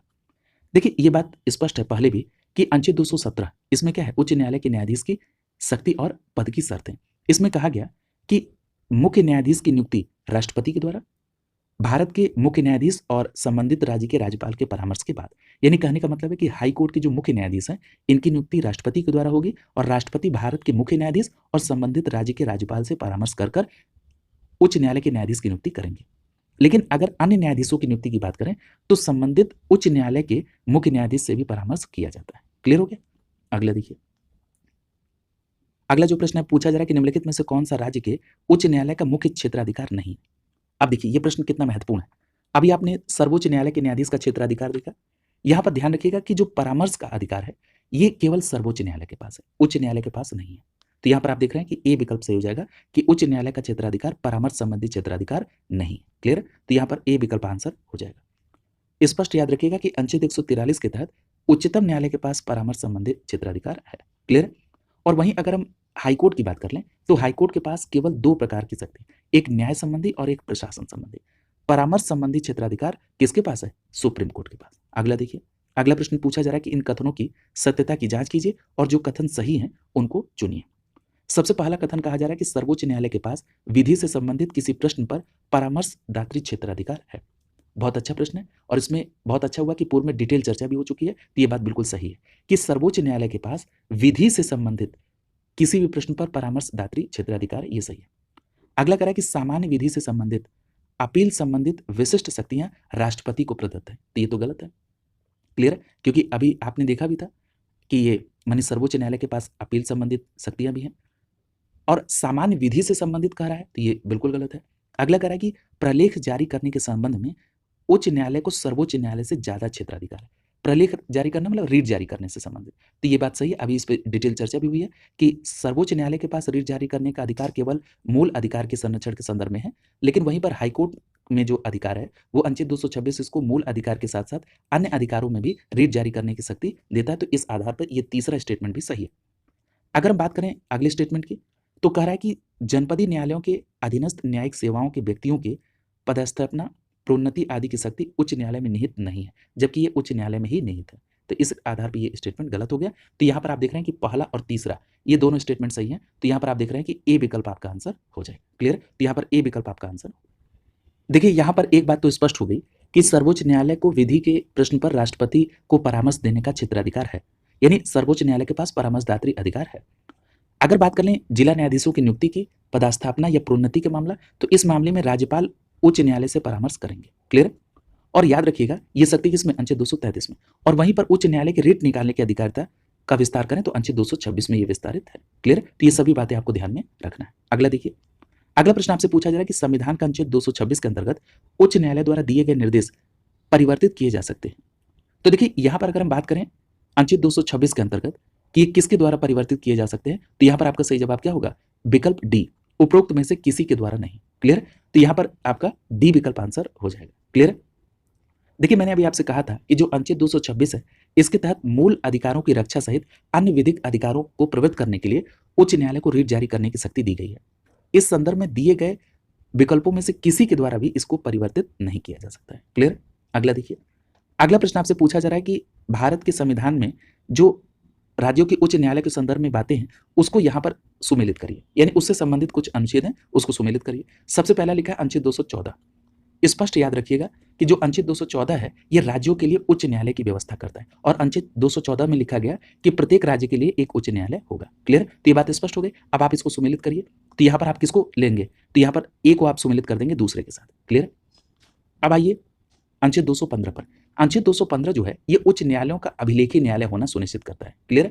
अभी आपने देखा था कि सर्वोच्च न्यायालय एक अभिलेखीय न्यायालय है, इस बात को आपने विस्तार में देखा था। लेकिन यहाँ पर बात हो रही है कि उच्च न्यायालय का अभिलेखीय न्यायालय होना। तो याद रखिएगा उच्च न्यायालय का अभिलेखीय न्यायालय होना ये किसमें है? अनुच्छेद 215 के अंतर्गत। तो यहाँ पर बी को आप किससे सुमेलित करेंगे? बी को आप सुमेलित करेंगे पहले के साथ। अनुच्छेद 216 की बात करें तो ये उच्च न्यायालय के गठन के संदर्भ में प्रावधान करता है। क्लियर? तो यहाँ पर उच्च न्यायालय का गठन, देखिए सभी राज्यों में उच्च न्यायालय होगा ये बात, और उच्च न्यायालय का गठन। अब देखिए उच्च न्यायालय के गठन का मतलब ये है कि प्रत्येक उच्च न्यायालय मुख्य न्यायमूर्ति और अन्य न्यायालयों से, अन्य न्यायाधीशों से मिलकर बना होगा, जिन्हें राष्ट्रपति समय समय पर नियुक्त करता है जब वो आवश्यक समझे। ये कहाँ पर है? ये अनुच्छेद 216 में। क्लियर? तो यहाँ पर आप इसको क्या करेंगे? अनुच्छेद 216 में उच्च न्यायालय का गठन। अब आप गठन के संदर्भ में समझ गए होंगे, तो यहाँ पर आपका सी जो है चौथे से। और अनुच्छेद 217 की बात करें तो अनुच्छेद 217 में कहा गया है कि उच्च न्यायालय के न्यायाधीश की शक्ति और पद की शर्तें। तो ये किसमें है? तो ये हो जाएगा डी तीसरे से। तो कूट क्या बना? 2 1 4 3 और 2 1 4 3 के आधार पर यहाँ पर ए विकल्प आपका आंसर हो जाए। क्लियर? तो ये बात स्पष्ट तौर पर आपको ध्यान में रखनी है। आगे देखिए, तो देखिए यहाँ पर एक बार संक्षिप्त में देख लीजिए। अनुच्छेद 214 क्या कहता है? प्रत्येक राज्य के लिए एक उच्च न्यायालय होगा। अनुच्छेद 215 कहता है कि उच्च न्यायालय का अभिलेखीय न्यायालय होना। अनुच्छेद 216 कहता है कि उच्च न्यायालयों का गठन। अनुच्छेद 217 कहता है कि उच्च न्यायालय के न्यायाधीशों की नियुक्ति एवं पद की शर्तें। क्लियर? और यहाँ पर भारत में कुल 25 उच्च न्यायालय हैं। अमरावती देश में 25वां उच्च न्यायालय स्थापित किया गया। अगला देखिए, अगला जो प्रश्न पूछा जा रहा है कि निम्नलिखित में से कौन अंतिम रूप से विनिश्चय करेगा यदि राज्यों के उच्च न्यायालय के किसी न्यायाधीश की आयु के बारे में कोई प्रश्न उठता है? तो स्पष्ट याद रखिएगा ये अंतिम निर्णय भारत के मुख्य न्यायाधीश से परामर्श करने के बाद भारत के राष्ट्रपति इसमें अंतिम निर्णय लेंगे। तो यहाँ पर आपका सही जवाब क्या होगा? विकल्प डी सही हो जाएगा। क्लियर? कि भारत के मुख्य न्यायाधीश से परामर्श करके जो भारत के राष्ट्रपति है वो अंतिम रूप से विनिश्चय करेंगे यदि किसी राज्य के उच्च न्यायालय के किसी न्यायाधीश के आयु के संदर्भ में प्रश्न उठता है तो। क्लियर है? अगला देखिए, यहां पर सबसे पहले याद रखिएगा कि जो भारतीय संविधान में अनुच्छेद 214 से 231 तक है ये राज्यों में उच्च न्यायालय के प्रावधान से संबंधित है। पहली बात याद रखिएगा, एक 7वां संविधान संशोधन है, ये कहता है कि एक ही उच्च न्यायालय एक से अधिक राज्य का न्यायालय हो सकता है। किसके अकॉर्डिंग? 7वें संविधान संशोधन। याद रखिएगा भारत में वर्तमान में 25 उच्च न्यायालय हैं और उच्च न्यायालय के न्यायाधीशों की जो योग्यता के संदर्भ में अंतिम निर्णय, अगर कोई विवाद उठता है तो इस पर अंतिम निर्णय राष्ट्रपति महोदय भारत के मुख्य न्यायाधीश के परामर्श के बाद करेंगे। क्लियर? अगला देखिए, अगला प्रश्न पूछा जा रहा है कि भारतीय संविधान के किस अनुच्छेद में केंद्र शासित प्रदेशों के लिए उच्च न्यायालय का प्रावधान है? यानी यूनियन टेरिटरी के लिए जो हाईकोर्ट का प्रावधान है ये अनुच्छेद 241 में वर्णित है। क्लियर? तो यहाँ पर आपका बी विकल्प आंसर हो जाएगा। स्पष्ट याद रखिएगा, ये आरओ मेंस में पूछा गया प्रश्न है। अब देखिए जो विकल्प में जितने भी अनुच्छेद हैं उनको देख लीजिए। अब जैसे बात कर लें अनुच्छेद 240 की, अनुच्छेद 240 कुछ संघ राज्य क्षेत्रों में यानी यूनियन टेरिटरी में विनियम बनाने के संदर्भ में जो राष्ट्रपति की शक्ति है उसका प्रावधान करता है। क्लियर? तो स्पष्ट याद रखेंगे अनुच्छेद 240 कुछ संघ राज्य क्षेत्र के लिए विनियम बनाने के लिए राष्ट्रपति की शक्ति का प्रावधान करता है। वहीं अनुच्छेद 241 अभी आपने देखा कि संघ राज्य क्षेत्र के लिए उच्च न्यायालय का प्रावधान करता है। वहीं 242 जो है इसको निश्चित कर दिया गया है। अगर हम बात कर लें 239 की, तो अनुच्छेद 239 क्या कहता है? अनुच्छेद 239 संघ राज्य क्षेत्रों का प्रशासन के संदर्भ में प्रावधान करता है। क्लियर? तो ये बात ध्यान में रखेंगे। अगला देखिए, अगला जो टॉपिक है वो है अधीनस्थ न्यायालय एवं प्राधिकरण यानी सबऑर्डिनेट कोर्ट एंड ट्रिब्यूनल्स। इसमें जो सबसे पहला प्रश्न है, यहाँ पर आपको भारत के जिला न्यायाधीशों की नियुक्ति के संदर्भ में कथनों की सत्यता की जांच करनी है। सबसे पहला कथन कह रहा है कि उनकी नियुक्ति केवल राज्य के राज्यपाल के द्वारा की जाती है। तो देखिए ये स्टेटमेंट गलत हो गया। जब आप कहते हैं कि केवल राज्य के राज्यपाल के द्वारा, तो यहाँ पर गलत हो जाएगा। क्यों? क्योंकि जो जिला न्यायाधीश हैं इनकी नियुक्ति जो है ये उस राज्य के राज्यपाल, क्लियर, वहां के हाईकोर्ट से परामर्श के बाद करेंगे। क्लियर? तो ये बात ध्यान में रखेंगे कि हाईकोर्ट के परामर्श से करते हैं। क्लियर? केवल राज्यपाल उनकी नियुक्ति नहीं। ठीक है? तो यहाँ पहला स्टेटमेंट गलत है। अगला करा है कि उनकी नियुक्ति राज्य के राज्यपाल के द्वारा राज्य के उच्च न्यायालय के परामर्श से की जाती है। ये स्टेटमेंट बिल्कुल सही है। यानी यहाँ पर पहला स्टेटमेंट गलत है, दूसरा सही है। यानी यहाँ पर आपका आंसर क्या होगा?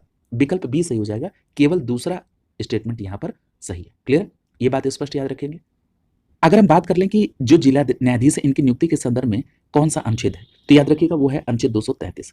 याद रखिएगा इसी अनुच्छेद 233 के सब क्लॉज 1 में कहा गया कि जिला न्यायाधीशों की जो नियुक्ति है या उनकी पदस्थापना है या प्रोन्नति है, ये राज्यपाल करेंगे, लेकिन उस राज्य के उच्च न्यायालय के परामर्श से करेंगे। क्लियर है? यानी ये केवल राज्यपाल को पावर नहीं है, राज्यपाल तो करेंगे लेकिन उच्च न्यायालय के परामर्श से। ये किसमें? अनुच्छेद 233 के सब क्लॉज 1 में। क्लियर है? तो ये बात ध्यान में रखेंगे कि भारत के जिला न्यायाधीशों की नियुक्ति, पदस्थापना और प्रोन्नति उस राज्य के राज्यपाल उस राज्य के उच्च न्यायालय के परामर्श से करेंगे। और जो दूसरी बात कही जा रही है कि राज्यपाल जिला न्यायाधीशों से भिन्न व्यक्ति को न्यायिक सेवा में नियुक्त कर सकते हैं, किंतु व्यक्ति को राज्य लोक सेवा आयोग और उच्च न्यायालय के परामर्श के बाद ही नियुक्त किया जा सकता है। क्लियर? तो ये व्यवस्था किसमें है? तो याद रखिएगा ये व्यवस्था अनुच्छेद 234 में है। क्लियर? तो ये बातें भी आपको ध्यान में रखना है। अगला देखिए, अगला जो प्रश्न है पूछा जा रहा है कि जिला एवं सत्र दोनों न्यायाधीशों का काम करते हैं नियंत्रण में। तो देखिए यहां पर राज्य के उच्च न्यायालय के अंतर्गत यानी राज्य के हाईकोर्ट के अंतर्गत जिला और सत्र दोनों न्यायाधीश काम करते हैं। क्लियर? तो यहां पर आपका डी विकल्प आंसर हो जाएगा। स्पष्ट रूप से याद रखिएगा। और इसके संदर्भ में अगर आपको अनुच्छेद देखना हो तो याद रखिएगा अनुच्छेद 235। अनुच्छेद 235 अधीनस्थ न्यायालय पर नियंत्रण से संबंधित है। और इसमें कहा गया अनुच्छेद 235 में कि जिला न्यायालय और अधीनस्थ न्यायालय का नियंत्रण, अधिकारियों की पदस्थापना या उनकी प्रोन्नति की बात हो या छुट्टी देना हो, ये उच्च न्यायालय करेगा। क्लियर? तो ये सभी बातें आपको ध्यान में रखना है। किसके अंतर्गत? अनुच्छेद 235 के अंतर्गत। स्पष्ट है? अगला देखिए, अगला प्रश्न आपसे पूछा जा रहा है कि पारिवारिक न्यायालयों के संदर्भ में कौन सा कथन सही है? पारिवारिक न्यायालय के संदर्भ में। अब इसमें देखिए पहला स्टेटमेंट है कि पारिवारिक न्यायालय की जो स्थापना है पारिवारिक न्यायालय अधिनियम 1984 के आधार पर की गई थी। तो ये बात बिल्कुल सही है। स्पष्ट याद रखेंगे कि जो पारिवारिक न्यायालयों की स्थापना है ये पारिवारिक न्यायालय अधिनियम 1984 के अधीन की गई थी। इसमें अगला स्टेटमेंट करा है कि इसमें वकीलों का प्रतिनिधित्व संभव नहीं है। तो ध्यान रखिएगा इसमें वकीलों का प्रतिनिधित्व संभव नहीं है। तो ये बात बिल्कुल सही है। तो यहाँ पर आप देख रहे हैं कि पहला और दूसरा ये दोनों स्टेटमेंट पारिवारिक न्यायालय के संदर्भ में सही है। तो यहाँ पर आपका सी विकल्प आंसर हो जाएगा। क्लियर? तो ये भी बात आप ध्यान में रखेंगे। देख लीजिए जरा इसको डिटेल में। देखिए विवाह और पारिवारिक बातों से संबंधित जो विवाद है उनको सुलझाने या समझौता कराने या विवादों को जल्द निपटाने के लिए 1984 में फैमिली कोर्ट एक्ट पारित किया गया था और इसी एक्ट के तहत पारिवारिक न्यायालय की स्थापना की गई थी। स्पष्ट हो गया? अब देखिए राज्य सरकारों द्वारा इन कानून के अनुसार उच्च न्यायालय से परामर्श करने के बाद पारिवारिक न्यायालय की स्थापना करती है। पारिवारिक न्यायालय अधिनियम की धारा 13 के अनुसार पारिवारिक न्यायालय के समक्ष किसी कार्रवाई में वाद के पक्षकार को इस बात का अधिकार नहीं होगा कि किसी वकील के द्वारा पैरवी हो। क्लियर? और पारिवारिक न्यायालय न्याय के हित में किसी विधि विशेषज्ञ को न्याय मित्र के रूप में रख सकता है। क्लियर? यानी वकील को पैरवी के रूप में नहीं अधिकार होगा रखने का, लेकिन आप पारिवारिक न्यायालय में न्याय के लिए किसी विधि विशेषज्ञ को न्याय मित्र के रूप में वो रख सकते हैं। अगला देखिए, अगला प्रश्न आपसे पूछा जा रहा है कि अधीनस्थ न्यायालयों के न्यायाधीश की नियुक्ति कौन करता है? तो ध्यान रखिएगा कि अधीनस्थ न्यायालयों के न्यायाधीश की नियुक्ति राज्यपाल के द्वारा की जाती है। क्लियर? तो यहाँ पर आपका डी विकल्प आंसर हो जाएगा। स्पष्ट रूप से इस बात को ध्यान में रखेंगे। और अभी आपने देखा था कि जो अधीनस्थ न्यायालय हैं उसमें आपने देखा था अनुच्छेद 233 के तहत जिला न्यायाधीश की नियुक्ति, पदस्थापना या प्रोन्नति राज्यपाल उच्च न्यायालय के परामर्श से करते हैं। क्लियर? तो ये बात स्पष्ट याद रखेंगे कि अधीनस्थ न्यायालय के न्यायाधीशों की नियुक्ति राज्यपाल द्वारा और जिला अधीनस्थ जो जिला न्यायाधीश हैं इनकी नियुक्ति राज्यपाल उच्च न्यायालय के परामर्श से करते हैं। अगला प्रश्न देखिए, पूछा जा रहा है कि निम्न में से कौन सी एक याचिका अधीनस्थ न्यायालय की कार्य पद्धति का परीक्षण करती है? अधीनस्थ न्यायालय की कार्य पद्धति का परीक्षण, तो इसके लिए क्या है?